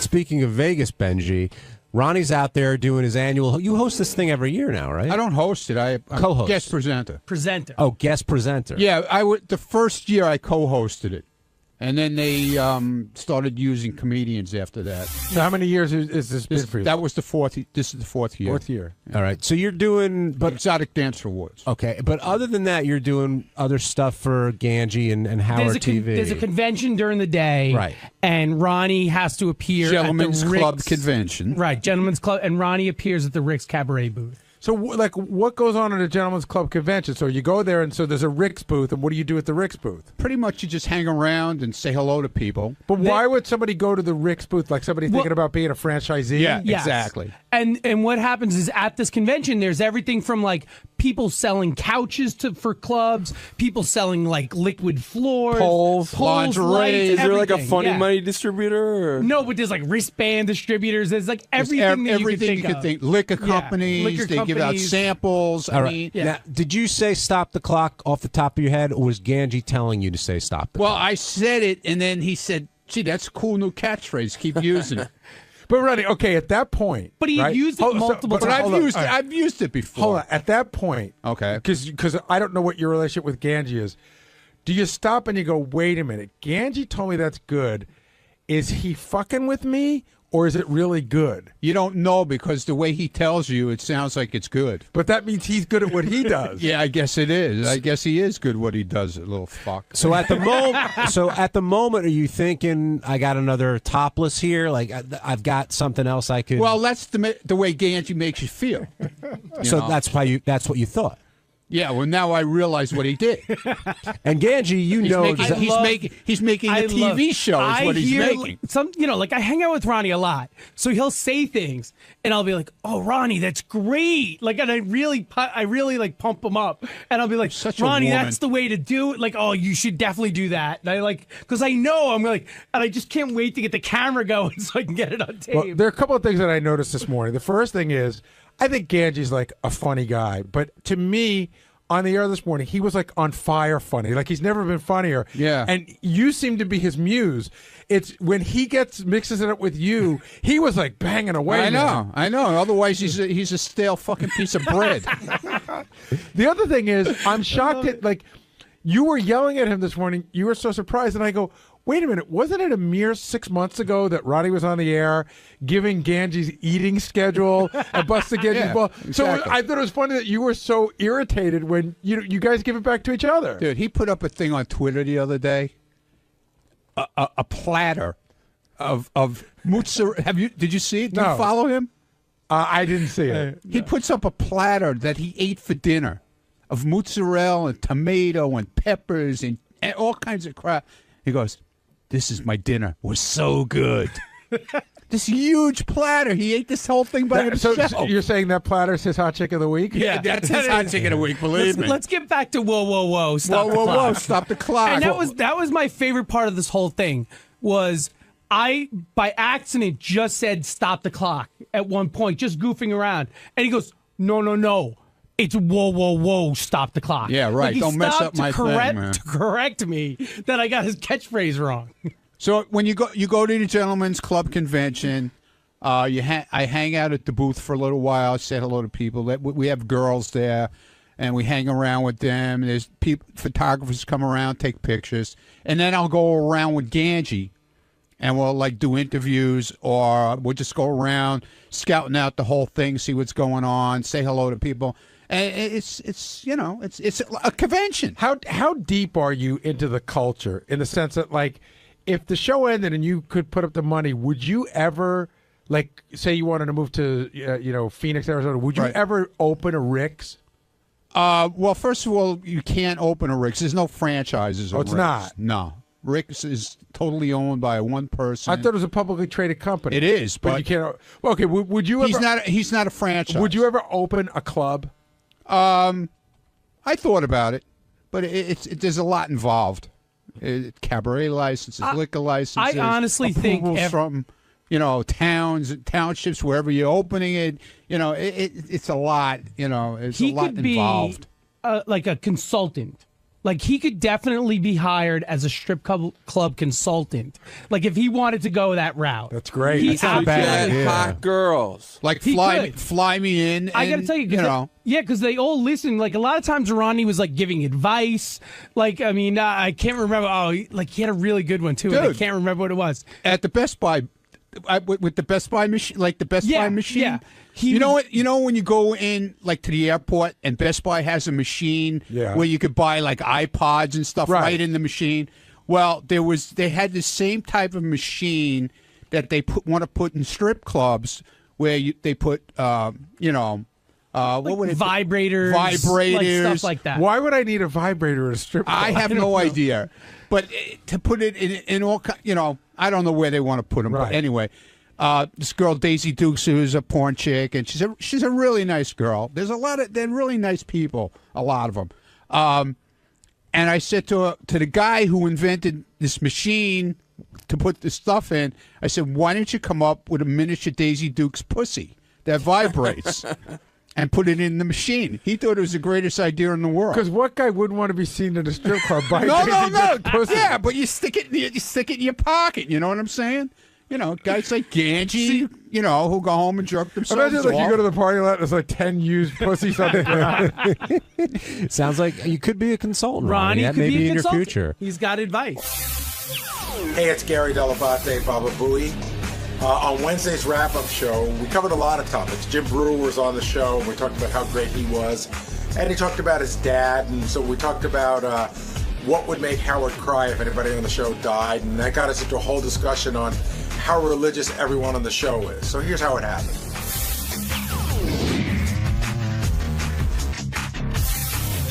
Today, stopping by again, friend of the show, longtime friend of the show now, I guess, Jim Brewer. And Brewer always has stories, and he always has the energy and the family stuff.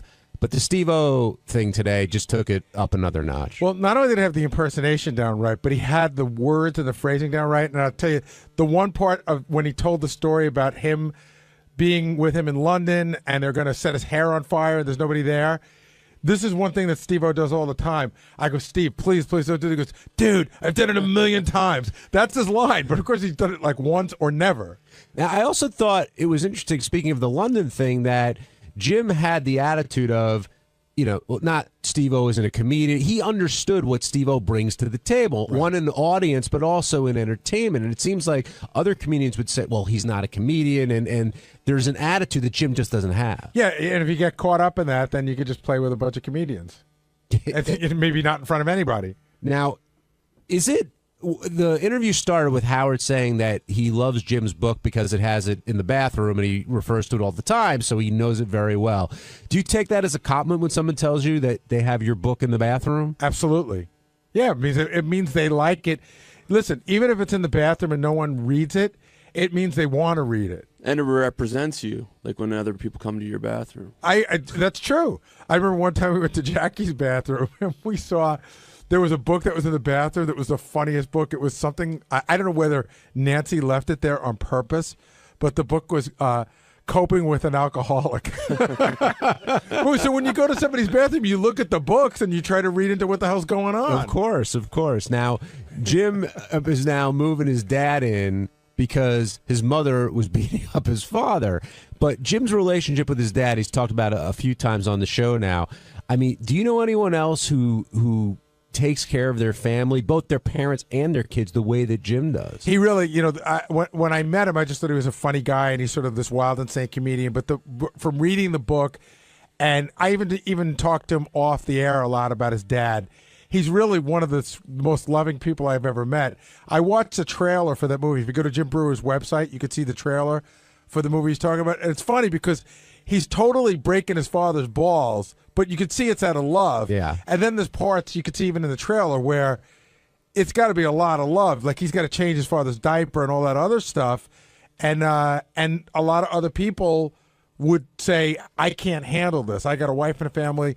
I could put my dad in a place where he could be treated, you know, just as well, but he wants to do it. I mean, along those lines, early in the show, Howard played the clips of Jimmy Kimmel crying when he's talking about Uncle Frank, and Howard's like, I'm just not, like, I wish I could be that way, but I'm just not that way. And Brewer and his dedication he shows, you know, to his father, and I think Shuley was asking people in the back, like, you know, what could drive Howard to actually cry on the air? The only thing I could think of is like maybe if Robin died, because there's such a close bond between them. I said, if I died, I think Howard would be really sad, but I don't think he would cry.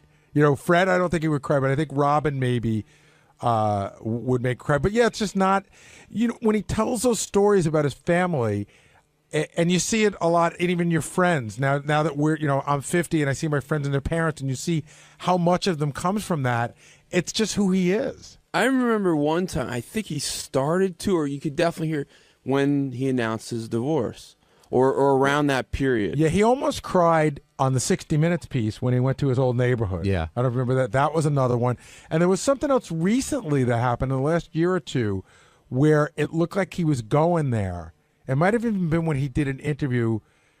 And I remember they joked about that he was about to go there, and whoever was interviewing him sort of switched gears, so he was lucky that he didn't. Well, he was on the new CNN guy. Are you talking about? Piers Morgan? I can't remember. It was one of those shows. And by the way, just to digress for 2 seconds, Uncle Frank on Jimmy's show, one of the nicest guys I ever met. I mean, huge fan of our show, nicest guy in the world. And I said to Howard, like, to me, it's a testament to Jimmy that how awesome it is that you get your own show and you could take your favorite uncle and put him on and put him in sketches and have him be funny. You know, it wasn't like a pity thing that Frank was on. He was funny. No, Jimmy involves a bunch of his family on his show, and you could tell. I know you could put them on because they're in your family. You could put them on because they're entertaining and funny, and Uncle Frank certainly was that. But you could tell how Jimmy feels about his family and the closest there. Whereas when you hear Howard, I think Howard is extremely close with his father and his mother, even though his dad's very standoffish with certain things emotionally, and his mom, well, his mom's his mom. But I want, unfortunately, and I hope it doesn't happen anytime soon, but his folks are getting older, and if he loses one of them, I think that's going to hit him real hard. I agree. So I said his parents or Robin. I did say when I got interviewed by Shuli, like his parents. But, even watching the trailer from the Brewer movie, and I wrote about this in my book. I had the same thing with my father. My father and I, and Jim Brewer says the same thing, we never told each other we loved each other. I never said, Dad, I love you. Well, I probably did, but my father didn't say it back to me. But I never for a second doubted my father's love. It just was, World War II veteran, it's just not his way to say that. And that's just how people can be. What do you remember, what your dad would say back when you said "I love you" to him? I don't think I said it really to him until he was sick. I might have said it once. I might have said, "Hey, Dad, love you." Yeah. And he might have gone, yeah. I don't know, like a grunt. No, or like a grunt. It's just it probably made him a little uncomfortable. But you knew the feeling was there. Absolutely. Yeah. It's interesting. Do you tell your dad you love him? Yeah, I do. Yeah. My kids and I, we say it all the time. I mean, I almost make it a point to say it to them. Do you kiss them? I do. Where do you kiss them? On the cheek. Okay. It's not to grab a little ass. No, I kiss them on the cheek. They're my kids. Do you say that to your dad? I do. My dad, I love my dad. I'm really close with him. I definitely, and I feel very much loved by him, by both my parents. But it's more something my mom would say back to me than my dad. He's very loving to me and will express loving, but doesn't call me up and say I love you. No, I don't think very many dads do call up their, I don't know how old you are. But we do son kiss. No, but there are moments in life where it may come up. Huh? Of course, I don't think anybody's dad. I don't call my kids up and go, "Hey, I love you." Well, I do but that. There are moments but I do that normally whenever I hang up with my parents. Like, "Oh, talk to you later. I love you." What does your dad say? Look forward to talking to you on Thursday. That kind of. No, but it's not like an uncomfortable thing. It's just not as much his style to say. I use it as a goodbye. I think I don't know who put up the note, but I think what drove Howard to almost cry was he was talking about his father being how proud he was, and that's really what got to him on the TV interview. I think the thing for Howard too is it sounds like he and his parents are in such a great place right now, but it might not have been the same place 20 or 25 years ago. And again, having been through this, you get to a place where with your parents is the older you get, the more you appreciate certain things and forgive certain things and understand certain things. And once you get there, it makes you closer. Well, Jim certainly loves his mom and dad. He makes that very clear. The other thing he talked about a lot was his religiousness, but he wouldn't call it that. And then he talked about, of course, the maid being possessed by the devil, which we'll get to in a second. But would you consider Jim a religious person? I mean, his wife is one thing. I get the impression Jim was raised in a religious background a lot like I was, but the difference is he's married to someone who's super religious, so he has the religious knowledge, but a lot of the religious wife is rubbing off on him, which doesn't make him religious. But there's a fine line between religious and superstitious. He seems to be a little of both. What did you think of the maid being possessed by the devil? I thought that was amusing. I don't think she really was. Well, Jim does, apparently.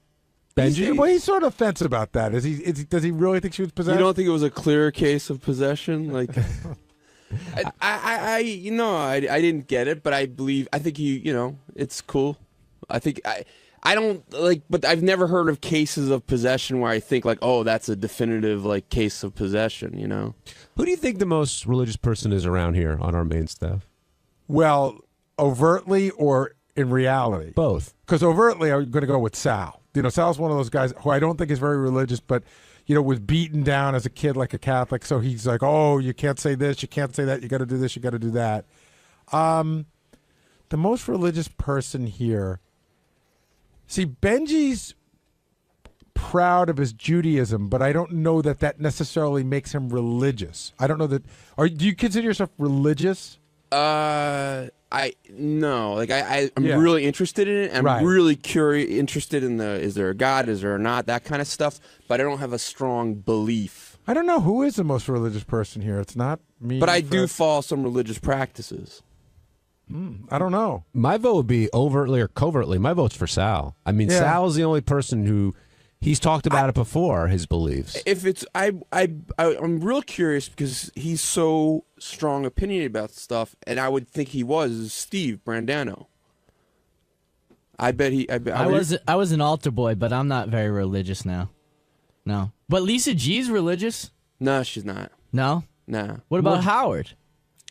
I mean, Howard, not what I would consider. I put Howard in the Benji category. I don't think Howard doesn't go to temple or anything like that. I think he appreciates the historical aspect of it and the heritage more than the actual religion. Well, I did ask, and it might be out of respect for his parents. I remember once on the air, like, God forbid, when his dad passed away, would he say the Mourner's Kaddish, which is a very big deal in Judaism to respect like someone that's passed away. He said he would. Oh, listen, I went to the funeral of a very close relative recently, and it was this really weird moment because I got up to take communion. I haven't taken communion in 30 years, but I did it out of respect for everybody that was around me. Yeah. There's also a difference between being a traditionalist and being religious. Right. And you brought up Lisa. I think Lisa is more of a traditionalist than she is. Well, she's not. I don't think she's very traditional. Well, I mean, she in terms of observing the holidays and things like that. Oh, you mean she just takes off work when there's a Jewish holiday? No. Well, yeah, I guess that's traditionalist in a way. That wasn't referring to that. The weird thing is if you go a little deeper into our group, probably the most religious person here is Ross. He observes a lot. I would say I'm probably, if you're going by practice, I'm more so than him probably. When do you ever practice? I for the most part, like, I don't eat milk with meat. I'm vegetarian now anyway, mostly, but I wouldn't eat, before that I wouldn't eat milk with meat. I wouldn't eat pork. I wouldn't eat shellfish. Dan in Philly, you're on the wrap-up show. Hey, how you doing, guys? Hey, Dan. What's up? I think Scott the Pace is probably one of the biggest religious nuts. Well, we don't even know what religion is he. He says he's 1/16 Jewish. He's an asshole. That's what kind of religion. No, I don't think he's very religious. Well, it kind of came up with Brewer. Like, what do you do? Do you find religion as is a definitive belief in God? John's question was what I took from it, who's the most traditional religious here, not what your faith is, but Sal, do you think do you find yourself to be very religious? That's a tough question. I don't like going to church. I really don't believe in church. I go through the traditions of it, like Christmas on Christmas Eve and whatnot. But I think religion is just your own personal communication and relationship with God. That's what I think religion is. Does your family go to church every Sunday? No, but we did when we were younger. I used to go with my 𝗦𝗵cie𝘄. That's what we used to call her. So we used to go with her, and she had the saints, the Madonna with the dollar wrapped around it, and she would pray for that. And my mom has a huge picture of Jesus Christ over her bed with big wooden rosary beads hanging down over it. So we're religion. I guess my family's religious in that sense, but I'm not that deep into it. By the way, what Sal's talking about, my mother had them, my grandmother had them, religious statues, and you tape money underneath them. And the only reason I bring that up is that goes back, you have to turn the statue over to put the money under, and that goes back to one of the greatest lines in the history of the show where Pat Cooper's yelling at his mother, and he said, "Mom, you never turned over a statue in your life." That's what he's talking about. And I tell you, as a kid, being at my grandparents' house, I was, especially when the ice cream man came by, I was always tempted to take that money. But my grandmother, always told me, you take that money, something really bad's going to happen to you. You would get bad luck. So what's the difference between that and voodoo? Probably nothing. Voodoo is generally what? I could put a spell on you. Yeah, voodoo is more of an African religion. I think the Madonna with the money is an Italian thing. But you believe in God, right? Yeah, I believe in God. I believe there's something out there. I think there's something that we certainly need to identify with. I think we got here by some reason. I don't, you know, there is. I think we all have a soul. I think there's somebody that we could communicate to. It's just there, and I think it's important to do that. John, where do you fall in terms of how religious would you say you are? Not very. I'm more traditionalist than religious, but religious enough to go through the the exercises, whatever else of being a Long Island Jew. My friend used to call it a revolving door Jew. Yes, because you go in for those 2 holidays. Well, I don't even go in for the holidays anymore because I felt a little hypocritical about it. But now, by setting an example for my kids and all that stuff, I still do. Wait, that's interesting. Why, if it's not important to you, do you feel it's important to set an example for your kids to do it? I set the example to my kids that if you don't believe in it and you go, that's disingenuous. You're better off going when you feel like you need to be there. My wife feels that you should go. Oh, wait. So you're saying you don't go to show your kids? I didn't go before, but now I go. But wait, but you're saying that you should go if you believe in it. Right. But how's that setting the example for your kids if you don't believe it? Because I made the point for a number of years. Oh, and so then, now and then we all talked about it, and they said it would mean a lot. We if just you like your came, company. Okay. And I said, okay, I'll go. Okay. And complain about it the whole time, which is what a lot of Jews do, actually. I think Catholics too. Don't yeah, worry. we do big time. On Thursday's wrap-up show, we were talking a lot about Robin and her laughing at Howard when Howard talked about getting in touch with the weatherman. And then we moved on to Mad Dog Russo, but I saw Howard pop up on the screen, and he wanted to clarify why he got in touch with that weatherman and just didn't understand why Robin was laughing at him. So naturally, we talked to Howard, we gave our own opinions, and here's how it all went.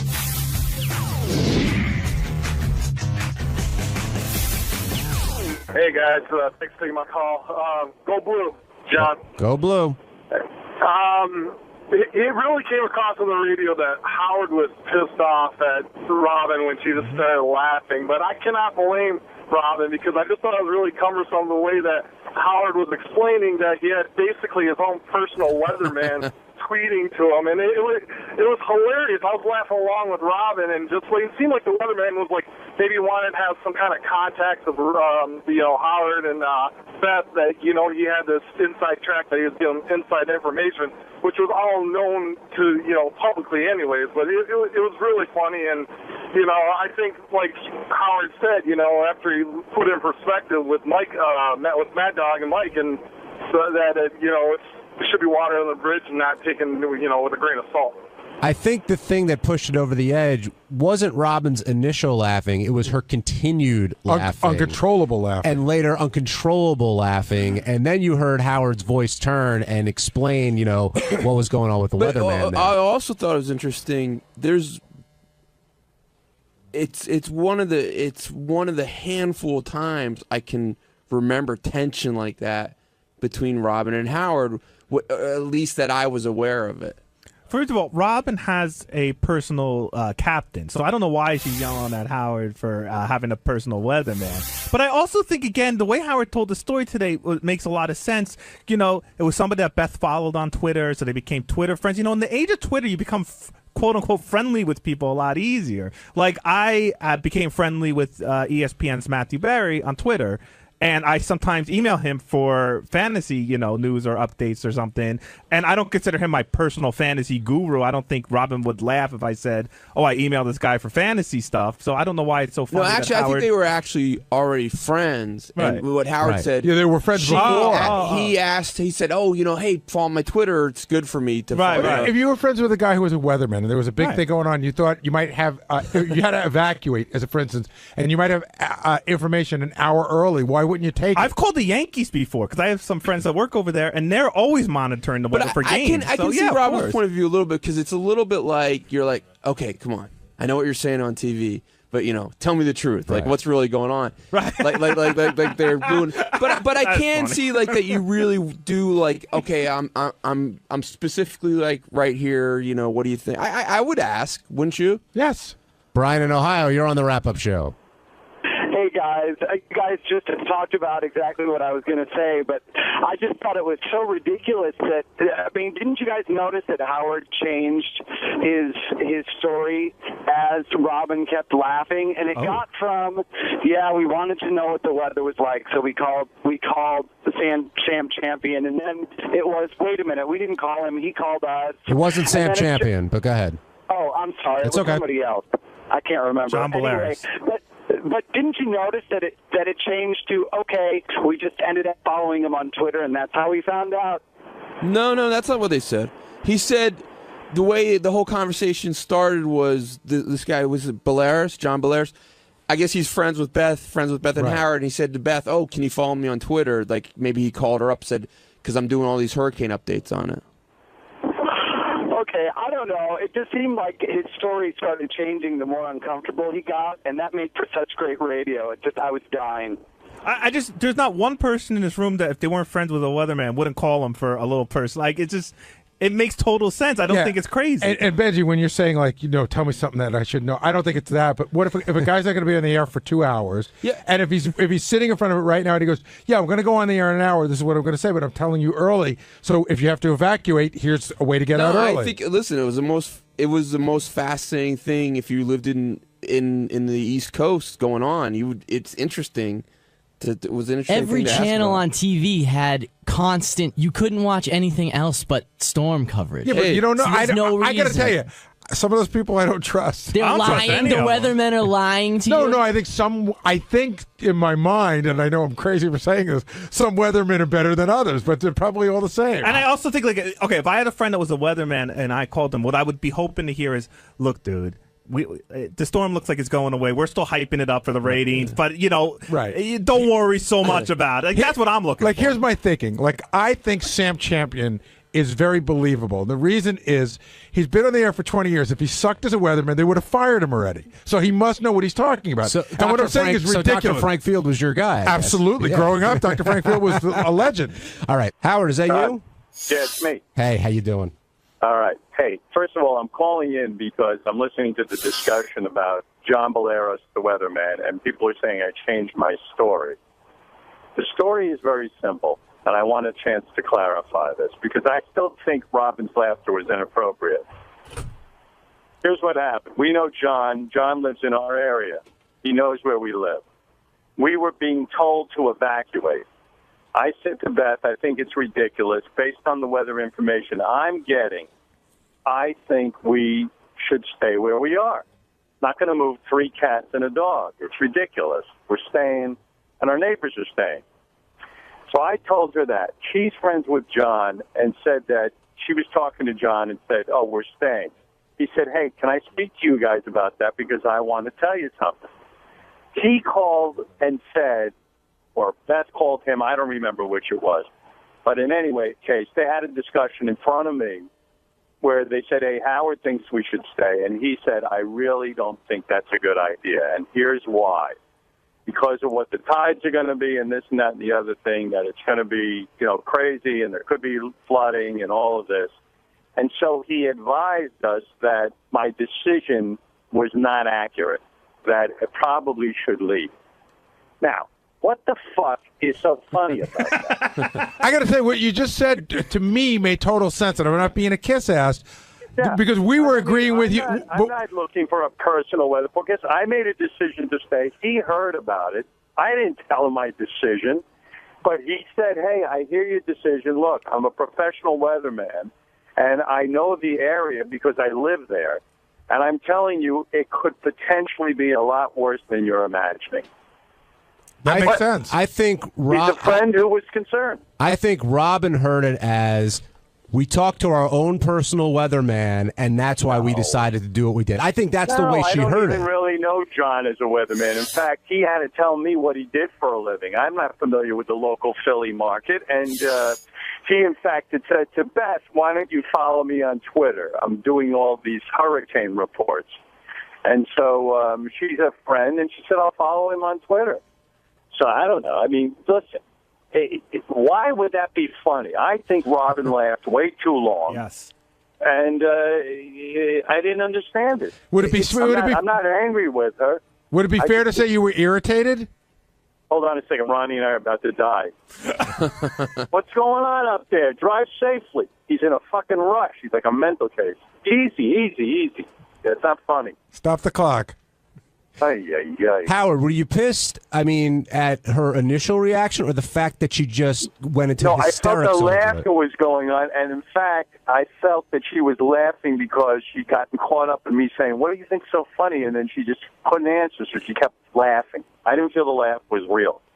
Interesting. I thought I thought the laugh was real. I don't know about you. I don't think so. I don't think it was. But Robin, I wasn't mad at Robin. I mean, I wasn't, and that's another thing. I'm not angry with Robin. Listen, Robin is there to react and do things on the air that are provocative and interesting, and to be herself. Well, maybe not mad, but you could be. It could have irritated you or make you feel bad. It irritated me because I didn't think it was funny. I mean, I didn't. I was like, well, what is funny about a guy calling up and saying? And maybe I didn't explain it well to Robin, but We all got it. yeah. Robin, Oh, you did? Yeah, we all understood.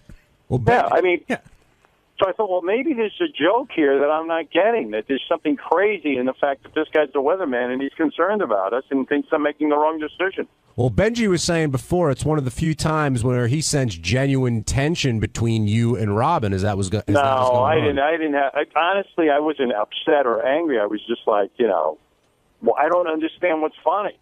But you seem to me that you were. I was irritated. Yeah, maybe not at Robin, but at the situation.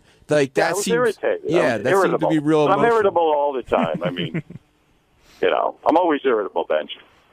Howard, what's your gut on Bubba after talking to him today? Oh man, I don't even know if I want to tell you my gut. I think Bubba and this is all. By the way, this is based on nothing. Okay, I think Bubba's a wild guy. I mean, genuinely wild. Not a radio guy posing as a wild guy. He's wild. I think he's wild. I think she's wild. And in my imagination, by the way, I'm purely making this up. I have nothing to base it on. That she gets a little crazy and he gets a little crazy. Like maybe even open marriage stuff. But by the way, I just totally made that up. Right, but if that were the case, when it comes, how can an open marriage last forever, or does at some point does it get weird for one person or the other? I don't know. I think that's what must have happened. Somebody got weirded out by something. The last time both of them were on the show, she was complaining that he wasn't having sex with her enough. I mean, that was the major complaint. That was like a year or two ago. So then I start to think, now, by the way, based on nothing, but then maybe he was getting it on with chicks, and then maybe she started getting it on. I mean, this is nothing. Yeah, but hasn't Bubba said that on the air, that he does that sometimes? I don't know. Bubba always presents himself as a wild sexual person. So who knows? Ronnie, what do you think's going on over there? Keep your eye on the road. He's getting excited. No, I don't really know, but I would have to say that is where my imagination is running wild, because I think he's wild. He probably has a couple of broads. Maybe she's got a dude or a couple of dudes. Now, by the way, this is all my fantasy. In your fantasy, do you think he wants to be back together with her? Yes. See, in my fantasy, she got something going on the side, but it's not dudes. That's hotter fantasy. But that's just my fantasy. I don't know. Radio guys are a very different breed than most people. Well, you're very different than most radio guys. I am. I'm not, because I've been sequestered. I'm a self-imposed exile. I'm more sort of on my own. But a lot of radio guys, they bond. They have lots of hijinks. Like Bubba's a man's man. He has lots of bros. They hang out. I mean, anything could have gone wrong. And when he says he's, preoccupied with a lot of different things, I don't know. It feels like there's more to the story. So Bubba's trying to win her back? I don't know. I can't figure it out. It depends what the scenario is. Yeah, I just think that he really, I felt like he didn't want to give anything away today, and he was going to bear the brunt of it say it's me because he just didn't want to talk about anything. But didn't you think he actually sounded today like a guy who's already lawyered up? So he's Right. like the lawyer's saying to him, "You shut your mouth, Bubba. Don't say a word. I don't care what good radio comes out of it." See, I took it he was doing kind of the Sal rap, like it's me. I'm not, my focus is in the wrong place. I need to spend more time. That whole thing that Sal did when he had his issue with Christine and the emotional friend. Yeah, I don't know. Sal's story is the most outrageous. Like, Sal's got this hot wife who doesn't want to have sex with him and then, has an emotional friend. I don't know. Could that be Bubba's situation, that she's got an emotional friend, like a lover or something? I don't know. I don't know. I bet she has emotional I mean, friends. if that's Bubba the can case. get lots of women. I know that. He's very masculine. Well, he definitely Bubba seemed to imply something happened because he said, whatever happened, I'll take the blame. Yeah, something happened. So maybe. So when I hear a guy say that, this is all my imagination, that he's with chicks, and then all of a sudden she says, "Fuck this, I'm going to go get a guy," and then he gets pissed, something like that. But who am I to even think that for a minute? I mean, Heather's a Sunday school teacher, isn't she? I think you might be right. Yeah, so I don't know. I don't know what.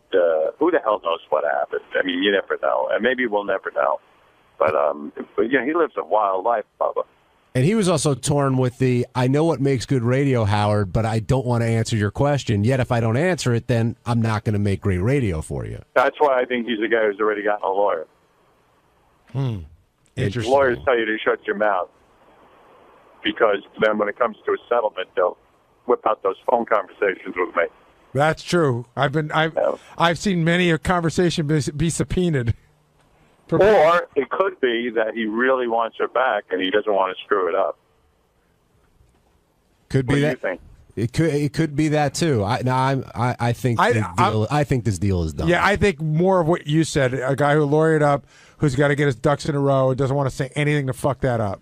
Hey, Howard, She seems like, by the way, a really nice girl too. So, in my heart of hearts, I'm being honest now, that I really do hope Bubba patches it up with her and they have a nice, long, wonderful, loving relationship. Because divorce, especially with kids involved, is maybe the worst thing. It just explodes a family. And don't forget, Heather's been raising his son with him, and he's been involved with her daughter. So, it's just the worst thing in the world. And also, you really do. I don't think people value their marriages enough. Like, when you have someone who really has your back and things are going great, it can really be the most valuable relationship, ever in your whole life. There's nothing more valuable than that. So I hope they work it because I like Bubba and I'd like to see him have some peace in his life. Howard, I'm curious, like, if you talk to Bubba off the air, does that make it really hard for you then to discuss it on the air because now you know something? Yes, I don't want to know anything. I'd rather sit here with you guys and be in the dark and make my conjecture. It's so funny. We just had a guest offered to us today, and the guest wanted 10 minutes alone with Howard before they came on the air. I was like, I'm not interested in that. No, I won't do that. That would be worse than anything. Yes, I agree. Yeah, because then what's the point? Whatever that guest was going to tell me, and I'm not going to mention her name, but if that guest had something to tell me in private, that's the whole time I'm interviewing them. I'm going to be thinking about that. I'm going to go. I know I'm going to ask her about it. So are you still going to reach out to Bubba, or are you going to avoid that because this is kind of a fun issue to talk about? No, I will reach out to Bubba actually. Although from what I hear, you can't even get in touch with Bubba. He's a top secret guy. But Howard said to Bubba point blank today, he's like, I'll tell you it off the air. And Howard's like, no, I don't care. I want to hear it now. I would actually be worried if he told me off the air anything confidential because by accident, people tell me so many things, and I'm on the air doing a free association on the air, 4 or 5 hours sometimes, that sometimes I forget what I'm not supposed to say. Howard, that's funny because it was like 2 weeks ago. I told you something during the break, and I said, not for the air. And luckily it wasn't a big thing, and you came back and you said it, and John Hines started laughing. He goes, didn't you just say to Howard during the break, not for the air? And then you said it. Let me tell you something. I have no memory. I have no idea that I'm not supposed to say that on the air. I'm not doing it to defy anyone or to mess anyone up. I literally do not when you're on the air, when I'm on the air, I swear to you this is true. I listen to the replays because I don't even know what I said. I don't know half the time what I'm saying. I don't remember it. It's not a scripted program. So, it's like just coming out of me. I'm almost listening to the show as it's happening. It's not, how much time would I have to sit there and really analyze what I'm saying? I don't have any. Howard, one last question, then I'll let you go. Was Steve Leeds waiting outside your door when you left today? No. Steve wasn't. I love Steve. Steve's a good man, but no, waiting outside my door is really uncomfortable. Because, if you listen to a conversation. And if you listen to the show, which he does every day, that's like on the the 10 Commandments of things not to do. People don't believe that applies when it comes to them. That's I true. swear to you, remember we were saying on the air how Tim always gets me right after the show? Uh-huh. Tim came up to me today, and he goes, "You're not angry with me?" I go, "Of course not." He goes, "You know I have to come up to you after the show." And I go, "You do?" He goes, "Well, I have things I want to say, and I don't care. I can't wait." But I go, "Tim," and I got uncomfortable. I said, "Well, yeah, of course, It's like Tim doesn't think it applies to him. How many times have we had this discussion with Tim? A lot. Yeah, we just say, "Tim, look, I'll deal with you all day. When it comes to our radio channels, I'm there 24/7 for you." I said, "All I need is a half hour after the show to unwind, where you don't lay everything on me. Because my opinion is useless after the show. I'm fried. I just need 20 minutes to meditate, and then I can meet with you." But he doesn't believe it applies to him. He thinks I'm kidding. Does that apply to him being in the studio as well, Gary? No comment. About you? When have I ever said that to you? No. I said, does that apply to Tim being in the studio during the break? Yeah. Well, we've told Tim that. We said, "Tim, there's no need for you to be in the studio." He goes, "No, I need to be there to hear what's going on." Do you know that there's some days, we have such limited time during the commercial breaks, that there's some days that I sprint in front of Tim as he's going in to get to you before he does? Tim's a pisser. We're walking out today, and there's like 500 people in the hallway at Sirius, and like that whole thing is like so annoying because you want to just get out, and people get excited to see me, and they want to talk and stuff. So I under my breath I go, "Oh no," because I open up the door and I see it. Tim goes, "Do you not want to go out this way?" I go, No, I'm going to go out." I go, "But Tim, do you have to walk in front of me? You're going so slow. If I could just move quickly here, I can get through this. You're blocking me. It's like you got to move out of my way." Oh man. So but I love Tim. Listen, let me tell you about Tim. There isn't a better guy on the planet who could be the program director of these channels. First of all, I'm nuts. He deals with me beautifully. He manages the place fantastically. People actually like him. And he works his ass off. I couldn't be more grateful for him. So, the idea that Tim bothers me at right after the show sometimes, in a way, I like his exuberance too. You know what I mean? It's sort of a mixed bag because if he wasn't that exuberant, he wouldn't be that good as a program manager. I really do mean that. We all love Tim. We do. Tim's a great guy. He really is, and he works so hard for us, and he really is the man. He's the man. He's the man. All right, Howard, I'll let you go. Thanks for clearing up. I hope you feel like you cleared up the whole weatherman. I feel I did. I feel I needed to defend myself. And never let a woman who has her own private captain make fun of you for having a private. I heard that point. I like that point. Thank you.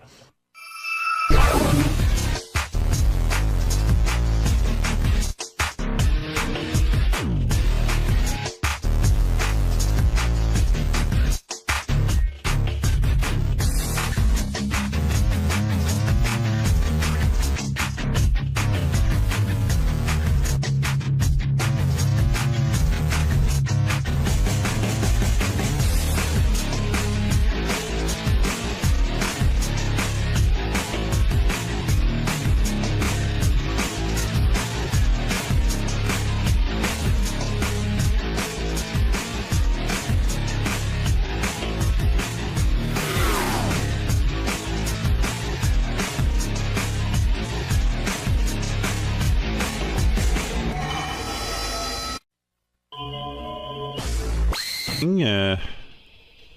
Well, we've been gone for 2 weeks, so there's certainly a lot to talk about, but I can't really think of what that is. I mean, a lot went on in that 2 weeks. You know, we had an earthquake, we had a hurricane, there was a lot of weather stuff going on. How long did you have to abandon to you know, because you were evacuated, right? Yes. I tell you, I'm the worst planner when it comes to hurricane planning. We don't get a lot of that in New York, but my wife and I, we have 3 cats and a dog now.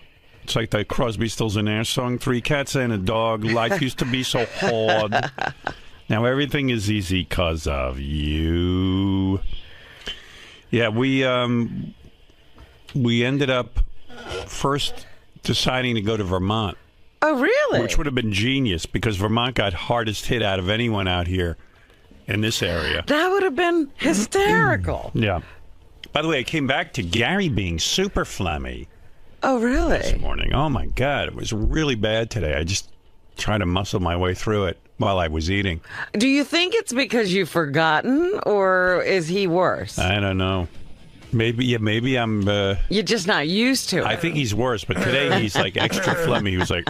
And he doesn't want to clear his throat in front of me, so he just gets worse and worse. Does it often happen that, you know, then he can't even get the words out? Yeah. And then he walks away, and then he just goes... and like he's quietly... He waits for me to play something so he can quietly clear his throat.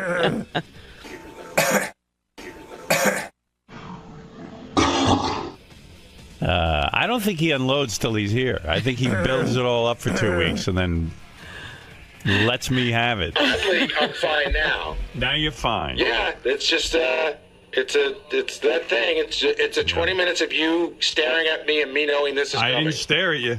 Oh, I know that you know. I looked away. You and I have this unspoken thing going on about it that's so fucking weird. And I know that you're going to do this, and it makes me crazy. I'm fine now. There's no phlegm in my voice now. Nothing. I know. I bet he gets in front of me, and he goes... So this is psychological now. Every time he sees you, he gets phlegmy. Some people have psychological problems, and they turn to drinking, or they hallucinate. He just gets phlegm in his throat. I wonder if John Hine and JD noticed. They're in on it. Do you all look at each other? No, I've given up. I just try not to throw up while I'm eating. Did you notice it today being really bad, JD? I didn't notice it in here, but I was like finishing putting stuff on my wall, and I heard Gary come out of the studio and go, yeah, it's disgusting. Oh, my God. Oh, my goodness. So he has to really get it out once he leaves the room. Yeah, listen, that happens to me too while I'm on the air. I mean, it's natural to have something like that happen, but what I can't leave. If he could just walk out of the room and clear himself. But then he'd never get to talk You want me to keep doing that? You want me to stop in the middle of something and go out and clear my throat? I think so, yeah. I think I do. Okay, because that's what I'm going to do. All right. And you just have to deal with it, you know. It's so disgusting. I don't know. What can I tell you? So, welcome back. Yeah.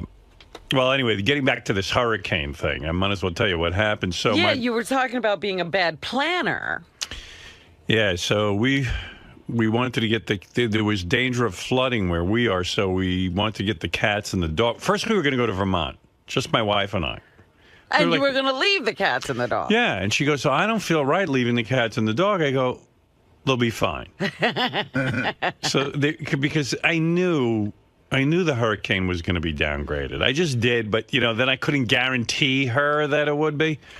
So then all of a sudden, I'm like 10 minutes from leaving for Vermont, and I realize, I checked the weather forecast again, and they're saying that Vermont is in the trajectory of the hurricane. Right, you're moving right into the hurricane. I go, what am I doing?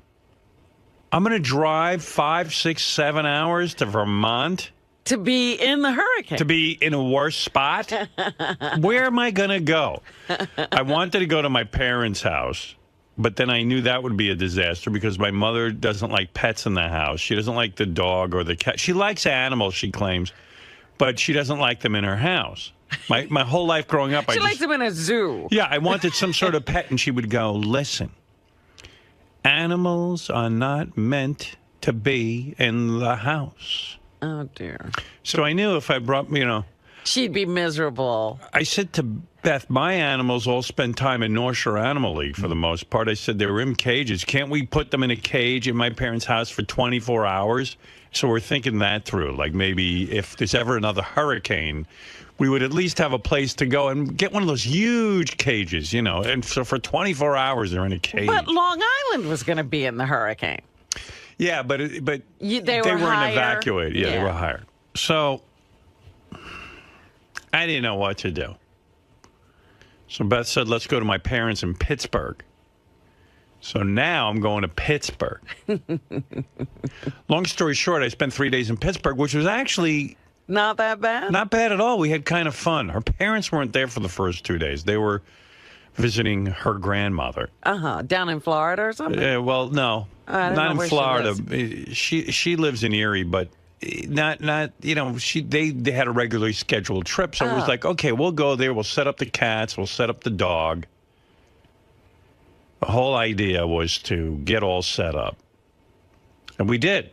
Well, I thought it was hysterical because I don't know if anybody realizes this, but you've never been to Pittsburgh before. No, I used to say to Beth, don't you think I should go where you live and I should see where you grew up? And every time I would say that, you'd be like, no. So I said, okay. But then she was into it when I was there. Yeah? We saw some great things in Pittsburgh. I went to the Petco. Not Petco, is it called... what's the pet store like where you get pet supplies? Well, there's PetSmart and there's Petco. Maybe I was at Petco. I don't know where I was. I was at some pet place. Like a big pet place? Went to a couple of restaurants. There were some in Pittsburgh than in New York. We went to a restaurant with our parents one night, and then the waiter press released it. Like, there was a whole big article about what I ate. Really? And what I tipped. Oh, I'll have to read this. And I was like, wow, I thought Pittsburgh was mellow. It's worse than New What York. you tipped? That's not... Yeah. He was very generous, left a 50% tip. He loved here's what he ate for dinner. And well, he's really drumming up publicity for his restaurant. yeah, well, he probably figured I'm never coming back there, which I'm not, even though it was a good restaurant. But the food was good. It was tasty. They have good restaurants in Pittsburgh. They sure do. I'm not a New York snob. My mother is. When I used to work in Detroit, I'd have my parents out once a year, and I remember making like the best reservation I could in Detroit at the greatest steakhouse or whatever the place was, and my mother would come to New York and go, look, this isn't the Big Apple. Like they know good food. Yeah, well, they claim they do. They eat at Kentucky Fried Chicken. I know. Meanwhile, the food was delicious in Detroit. I mean, if anything, especially a steakhouse, they were known for the best steaks. It's the Midwest. They got to have better meat. Yeah. I don't know. And plus, the place I took them to, they put matches on the table with your name on them. Is that right? And I was like, wow, they'll be impressed. But my mother's never impressed. But I was impressed with I'm not a New York snob. The restaurant I went to in Pittsburgh was very good. Some of the best pizza I've ever had was in a little town called Trafford. And the prices are a lot more reasonable. Yeah. Let's be honest. I fed 4 people for $200. You can't do that in New York. Yeah, try doing that. Yeah, it doesn't happen. Not in Manhattan, anyway.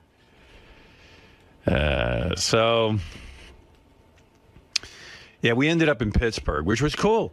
I was laughing. I said, "Oh, the hurricane blew him to Pittsburgh." Yeah, it was just like a whole ordeal though with the pets, and I wanted to leave the pets. Did you drive? No, we flew. Oh, okay. There was a whole ordeal with that. You flew the pets? Yeah, we flew everyone. Bianca, the cats. Did you put the cats in the hold or anything? No, not in the hold. That's a very expensive trip. It was a very expensive trip. Just to get out of the hurricane. Yeah, that's right. Yep. It was wild. I said, how come I have to go to Pittsburgh? Other people are, I should have taken the space shuttle to the moon. It seemed like the only reasonable place to go. Well, actually, Pittsburgh was completely out of the path. Oh, yeah. We had sunshine the whole time. Yeah. You would have thought I was in Miami. Hey, listen, if it was Beth and me, just the two of us, I would have gone out to Miami Beach if I was going to go somewhere cool, and have a couple of days in the sun and have some fun. Sure, but you had the cats and the dog. Yeah, so we had to go to a place that was pet friendly, and that's Beth's parents' place. So we went, and we had a good time. We got there, and we set up the house because her parents weren't home, which was a good thing because it was kind of crazy when we got there. Yeah. Yeah, and we realized we didn't pack kitty litter, and Beth was waving down cars, asking people if they owned a cat. Don't ask. Yeah. Speaking of that earthquake, so I don't. Did you feel the earthquake here in New York? I was in London. You were in London. I wasn't here for the earthquake. Well, I was, and it's funny. I was in my house, and I heard noise. And I thought that someone was on my roof or there were birds on the roof. I couldn't tell if someone was in the attic, like doing some work or something. What time of day was it? It was like an afternoon. It was like, I'm going to say 2 o'clock or somewhere around there. 1:55. Yeah. And I remember, so I rolled up my shades. The shades were down. I rolled them up because I wanted to see what was on the roof. That was the only reaction I had. But Beth was sitting on a chair downstairs, and she fell asleep, and all of a sudden she felt the shaking, and she thought I was shaking her chair, and she got up, why are you shaking my chair? I'm trying to sleep. And then she looked around and saw that I wasn't there. You weren't there. And she thought that I had done it and ran away. Then she had this crazy thought saying, this is crazy, like there's nobody around, and I know I was shaken. Like, almost like, She goes- did it really happen? She was like, well, maybe there's such a thing as ghosts or something, She goes, this was crazy. So then I said to her, did you feel the earthquake? Because I just turned on the news. And you realized it. Yeah, a lot of people I talked to afterwards said they weren't sure of what it was until they heard on the news that it was an earthquake. Because she said to me, I was so mad at you. I thought you somehow woke me. You were doing it as like a goof or something. I go, why would I ever? Sleep is sacred to me. I would never wake anybody. Sleep is the most sacred thing you can get. With us, it's a commodity. We had 2 weeks off. That alarm went off this morning. It's like I never had 2 weeks off. I was just like, oh, fuck, we have to go to work. Well, I couldn't even sleep. Like, the anxiety of hearing the alarm clock makes me stay up. Really? You had a bad night? Yeah. Yeah. Oh, man. Too much. Let's say hello to a few people. It's been a while since we've... But so your house went through the earthquake, no problem. I mean, the earthquake, no problem. Hurricane, no problem. No problem. And remember I told you my good friend John Keene fixed my parents' house? Uh-huh. Remember I said they were getting water in their basement? Yeah. Well, he came over and with his guys, and I don't know what the hell they did. But no water? So when the hurricane, I was like, oh, if my parents get water, because now it's like, now it's my responsibility. Because you've been called. Yeah. Howard, we have tremendous water. I would never call, but do you know someone who might help us? So, I took over. I said, you know what? Leave it to me. I'm going to get on this.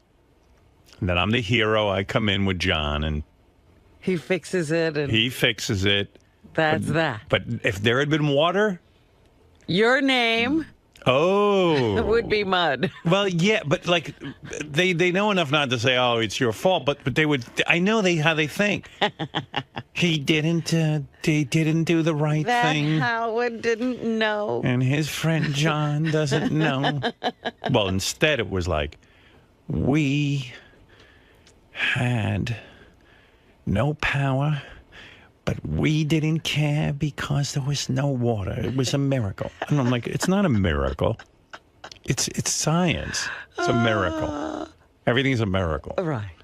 You don't know. Everyone told us it couldn't be done, and these plumbers would come and they'd fix it, and then the next time there'd be more water. Well, this is terrific what was done. How much did John charge you? What? How? This is amazing that there was no water. So now I'm so glad. Right. That it worked out. You're a hero. Yeah. Oh, I was. Thank God. You don't know the trepidation, the agita, the incredible stress I go through, because everything becomes my problem in my family. But I think you also take it on like I do. Must. My psychiatrist says I shouldn't solve anything. Well, Says even they if can get you, along fine. Even if you try to have a solution for them, don't take it on like if this doesn't work, all hell will break loose. Yeah, well, it does, though. And I'm bad mouth. And I live in fear of the bad mouth. His friend didn't fix it. I mean, John. After all, now we have to go back to square one. I don't want to hear it. But they lost power. How long were they without power? They didn't care because they didn't have any water in their basement. Well, I just remember the time they sat in there in the freezing cold for the longest. Oh, my God. Yeah, they lost power, but it came on like in 2 days. Baba Booey didn't have power till Friday. It was like almost a week. Wow. Yeah. Oh, yeah. That was unbelievable when my mother lost power in the winter and had no heat. Yeah. Howard, a terrible thing has happened. What is it, Mom? We haven't had power for days. Your father and I are freezing. We haven't had heat. We're wrapped in blankets. We're freezing. Well, Mom, why the fuck didn't you go to like the Garden City Hotel? What? We don't want to leave if we want to see if the power comes back on. How would we know? And you're right. I should have hung up the phone and just said, are you guys insane? They're waiting for the power, but they're freezing. Just go to a fucking hotel. Right. Or somewhere where there's power. No. I said, well, why don't you come to me? We didn't want to bother you. They don't want to leave their house. So I said, come to me. Then my mother shows up. I sent the car for them. The car had heat. My mother's in the car for 2.5 hours with the heat on. But she goes wrapped up in like a coat and blanket and won't take her coat because she has to show me. That's right. She still wants you to know how she was wrapped up. I'm freezing. I go, wasn't there heat in the car? Well, yes, but I'm chilled to the bone. So they were in my house, which was up to like 100 degrees. And I served them lunch. Halfway during lunch, my mother took off her coat. Wow. Yeah. And I served them soup, tomato soup. Finally thawed. And grilled cheese sandwiches and everything. And she finally took it off. And she had a scowl on her face. She was miserable. And then every minute afterwards, the phone call started to her neighbor. Is the power on, Gail? I go, Mom, why don't you relax? You're here. Yeah, you don't Spend have a few to go days. anywhere in a hurry. Oh, they called every half hour. Is the power on yet?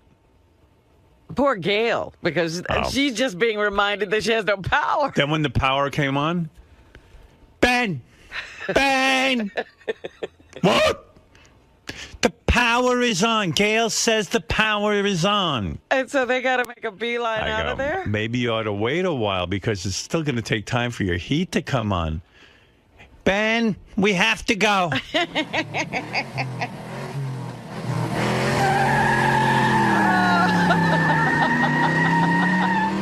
Oh, my God. That's amazing. They were out that door. That's amazing. Did you think that the weatherman made too big a deal about the hurricane and what was going to happen to New York? I'm not going to say that because I know this weather guy named John 𝗛𝗿𝗱. People in the Philadelphia area, they know him.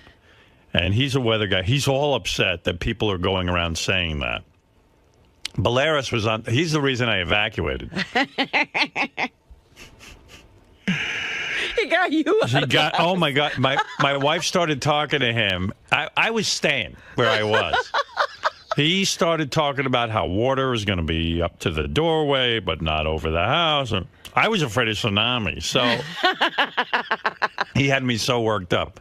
But then I understand he was very depressed because people were saying that the weather people overreact so to get you to tune in and everything. So, okay, I've learned my lesson. No, I think they really think it's going to be a big deal. They don't want to be on the wrong side of things. They want to... Howard, did you hear what they were saying was going to happen in New York? Yep. Because of the That's why I left. They said that because of the weather, the wind that was created by this hurricane, that it was going to be even faster at the top than at the bottom. 200-mile-an-hour winds because it's going to be at the top. Right. And so now skyscrapers, they were afraid that glass was just going to shatter and rain down on the street. Yeah. Well, I had nowhere to go because I live in a high-rise. So I was fucked. That's how I ended up in Pittsburgh. I mean, I was listening to those reports, and I was like, that's crazy. And I realized I have no friends because I had nowhere to go. But all your friends live here if you have them. I mean, my sister didn't call me and say, come over to my house. My parents didn't say it. No one said it. Well, they probably assume that you're Everyone assumes. care of. Yeah. Everyone assumes I'm taken care of. But no, I'm not taken care of. I'm on my own. It's like the wild fucking West. It's unbelievable. I just thought that was a little bit dramatic, you know, some of the explanations or descriptions of what could happen. Yeah. I thought that was a little bit dramatic. So much so that Dennis, you know, Captain Dennis, he took my boats out of the water. Well, he had to. Put plywood up. Well, it was scary. I mean, they were scaring us. And I never watched the weather. All of a sudden, I'm on some channel with full-time weather. Right, you're on the Weather Channel. I'm on the Weather Channel. In Pittsburgh, I'm sitting there watching it. Storm, the storm, the storm, the storm. Gary. Yes. How self-aware have you become of your phlegm issue with Howard? Because insanely self-aware. I started thinking about it. Even today on the ride in, I was like, back to work. I'm thinking about all the things I have to do. And then all of a sudden I get to the certain point on the highway, and I was like, I hope I'm not too phlegmy today. And then I was walking over this morning, and I felt a little phlegmier than usual. But, I mean, I sort of heard it. Sometimes he hears it, and sometimes he doesn't. Are you able to... And by the way, he's a little phlegmy himself when we're in there. Can this be attributed just to the fact that it's the morning and you're a little bit congested just naturally from waking up? Because you don't smoke anymore. No, I don't think the phlegm was ever from smoking. I think, it's just a, I don't know, it's just one of those things. Yeah, we're up at the crack of dawn, and, you know... Somebody said, did you do anything today to be phlegmy? I was like, yeah, I drank a gallon of milk on the way in. Of course. No, I mean, I don't do anything. I drink a bottle of water on the way in. I'm not really thinking about it. It is what it is. And so you're briefing Howard, but at the same time, are you thinking, oh my God, am I too phlegmy? Does this go on every single day? Yes. So it affects your train of thought. Yes, absolutely. What's the solution? Leave me alone. If he leaves me alone, that's a... Hey, I've been good. It's a little earlier than usual. It's like an hour earlier. So, I'm not really prepared for today, so... Who let him in? He's my favorite. I feel better now. Who let you in, damn it? What's going on, brother? How are you? All right, where have you been? I traveled the world this year. Did you? Yeah, I did. Family, kids, all over Europe. Wow, nice. Yeah, it's good. That's cool. It's good. Good to see you, man. You too. Yeah. You look good. Yeah, you too. Yeah? You're lying. Jim, so you've got the new autobiography, or the paperback version. Is that what? Oh, yeah. The paperback version. I'm really promoting my movie more than me. That's all I care about. That's the movie I made my dad. What's which I know he would like. It's called More Than Me. That's what I'm really here for. And Howard loves stories about your dad. Yeah. We're going to start off with that. He's going to start living in my house this week. And I'm shoving my mom into a home. Hey, Jimmy Brewer is here. Jim, of course, used to be on Saturday Night Live. Then he left there. What did he do since then? I don't know. Stand up. He did a radio show. Own show here. He's got a career. Hello. Listen. He's been in some movies. Look at him. Here's his theme music, by the way. Jim Brewer came with you. Yeah, look at you. That's my wake up. Why weren't you a rock star? I don't understand. I should have. I dropped the ball. I really did drop the ball. You did. You're a good singer. I'm decent. I started bringing out little rock star stuff recently. You play guitar, right? No. You don't? Why don't you take a few lessons? It can't be that hard. I did. It's a disaster. You ever see some of the idiots who play guitar? I mean, they're almost retarded. And so certainly you're a bright guy. You could play guitar. I could play a mean air guitar. You're very good at that. I've seen you. Yeah. I could do this. And mine is different because I stick my pinky. Nobody does that. I was seeing here that Jim Brewer's paperback is out. The version of his hardcover book is now in paperback. Yeah. I'm Not High. And it's funny. It's the one book I read over and over again, like the Bible, because it sits next to my toilet. Which is a good spot. It's really weird. It sits there, and every time I'm sitting there, I take out Brewer's book, and I'm like on my third time reading it, and I know every story. I know about Chris Farley. I know about your wife. What a miracle it was. Blah blah blah. Yeah. All the good stuff. It's unbelievable. I know about his connection with his father and his mother. What's going on with your dad? Wow! Just this weekend. By the way, Jim brings his dad everywhere. Everywhere, yeah. I mean, we were talking about guys who are connected emotionally. Yeah. You're one of those guys. This is a guy who moved in family members, like relatives, cousins. Remember it was a nephew, cousin, nephew who now was has a baby. Yeah. He was, like Jim saved this kid's life. Yeah. And isn't your niece living with you now? Yeah, but she's out real soon. You're kicking her out. She's kicking her out. My dad's going in. Oh. Why? Yeah. Your mom's still alive. My mom's still alive. She's 85. She's blind in one eye. Oh, right. Dear. Well, why wouldn't you keep them together? Why are you moving your father out? She's a Jekyll and Hyde. The happiest time in her life. Yeah. The happiest, here, I'll give you, it's that World War II era. Like, she loves him and hates him. So she'll give him food, but at the same time going, you would never do this on your own. You don't even talk to me. Let me get you ketchup. So she'll, but in the past, she's gets frustrated with him because he's older. He can't older. walk, or she'll sit there and he shits his pants. Right. So now he has AIDS, right? And the AIDS will be like, "Come on, Jim, you got to go to the bathroom." And they got and she'll be behind them going, "Get up, Jim! God damn it! If you don't get up, I'm putting you in the goddamn home." And she yells Will she change at him. the shit in his pants if he shits his pants? No. So she's not caring or loving at all. She's 85. And she's blind in one eye, so she's always looking for him. I heard, and I don't know if this is true, maybe you can clear it up. Yeah. The reason you're moving your father into your house is because your mom beat up your dad. A little bit, yeah. She punched him out. She didn't. She did the open hand clap against the ear. Oh, and you caught boxed his ears? Yeah. And you caught her doing it. Yeah, here's what happened. Which now in That's awful. It is hard, and I have a hard time trying to figure it out. I can't put myself in her shoes. Was your mom abusive to you when you were young? Was she the type that would hit you? No, that's what's weird. But is she my a olders, touch of Alzheimer's or anything? No. No? Oh, no. She knows what she's doing. She knows exactly what she's doing.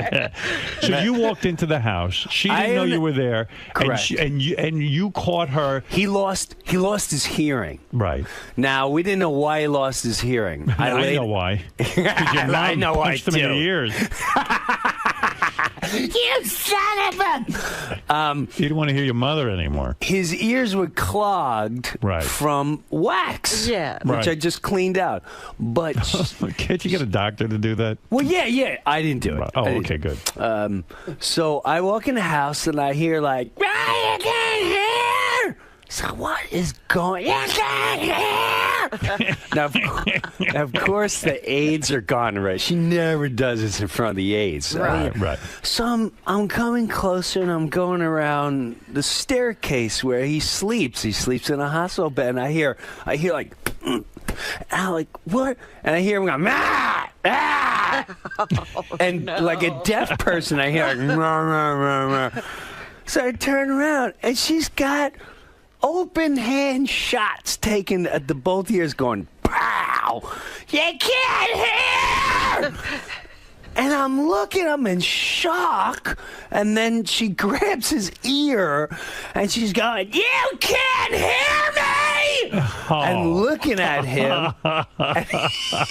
She was trying to heal him. You know what said? You know what said, Jim? You know what said? That this becomes your burden. In other words, is it a burden or is of this course just it is. family? No, I mean, come on. Now you got to sit and move your dad into your house. You got to, you know. Why do you see it as a burden? Because he doesn't want to hang out with his dad and take care of him. That's not true. Actually, I'm that way. Well, yeah. You're giving him your feelings. That's why I admire you. It's like you are such a giving guy. I was playing a tape earlier. Jimmy Kimmel crying over his uncle on TV. His uncle died. Okay. The uncle that was... And crying over him. I see that as a connected, caring human being. And really, I admire Jimmy for that. Because Jim could ignore this if he wanted to. Right. Sure, I got a movie for you that's going to shake your boots. I made a movie about my dad. Did you? A couple years ago. I made a documentary about taking care of... that point of what do you do at your dad? Like, I don't know. You probably don't know your dad that well. Not at all. How would I know him? Yeah, it'd be like moving a stranger into Yeah, I mean, my dad never talked to me. But I will bet a year's salary. Go ahead. You watch this, and you'll change your relationship with your father. Really? I guarantee it. He doesn't have a lot of confidence. He's like, bets on. That's some fucking movie. You're a genius. My dad doesn't talk to me about anything real. Like, he'll talk to me about what's in the paper and Well, stuff. same with my dad. My dad wouldn't say to me, you know, how you doing, son? But that's from a different era. He probably never has said to you, like, you're fantastic on that radio gig. No, I badgered him into doing that. Oh, you did? Yeah. Well, he probably... My father's never, ever said, you were funny. Yeah, right. Never. So why do you think you're so loving and caring and want to take care of your dad so much? What do you think it is? You know, Is it this religious thing with you? You're very religious. This was all... I'm not religious. I don't like that word. Wait a second. What are you? Religious is like... I got an anonymous letter from some guy. Yeah, this is go what ahead. He wrote. Listen to this. This is what he wrote me. I'm very confident in who I am. Okay, wait. Here's what he wrote me. Yeah. I'm writing to you this, Howard, anonymously. Because I don't have any confidence in who I am. I don't want to be attached to it at all. Yeah. All right, okay. Go ahead. Jim has gotten really religious in the last few years. And he has these weird and wacky theories about God and the devil, always showing themselves in his life. And I detected that in your book. You do kind of reference that. Hands down. Jim believes that the devil possessed a maid in his hotel room in Las Vegas a few years ago. This came after he challenged the devil in his mind to try to fuck with him. You have to ask him to explain it. It's a weird story, and it's one of those that really shows his interesting side. Unhinged with a ton of conspiracy theories. Hope all is well. Now, that's true. Now, what is going on with this religion? I know your wife's very religious. It's not religion. Yes, it is. No, it's not. Explain to me what religion is. Well, the fact is that your wife had a conversion to born again, right? No, me. Forget my wife. Me. But explain to me what religion is. Well, religion is a belief in God and a belief in the hereafter and religious harmony. You know, you call that Jesus, okay, or something like that. No, I think your perception of religion is the there's organized evangelist and the Catholics and the this and the that and the Bing and the Buddha and all that. Well, jazz. what is your belief? What's going on? Why does this guy say you have some sort of religious I'll tell you the paranoia? scenario. All right. Here's a scenario, and you explain to me. Go ahead. This is... I don't know what it is. Because you speak in your book a lot about signs. You always see signs. You're getting religious signs. There's too many coincidences. I will not. You can fight me tooth and nail. It's not coincidence. Go ahead. What? Right, here, give me an example. I'll give you what this guy's talking about with the book. I go and I start writing the book. I've never sat down and wrote for more than an hour and anything. Right. So I'm taking off to Las Vegas, and literally right before I get on the plane, called, praying, whatever. I said, just let me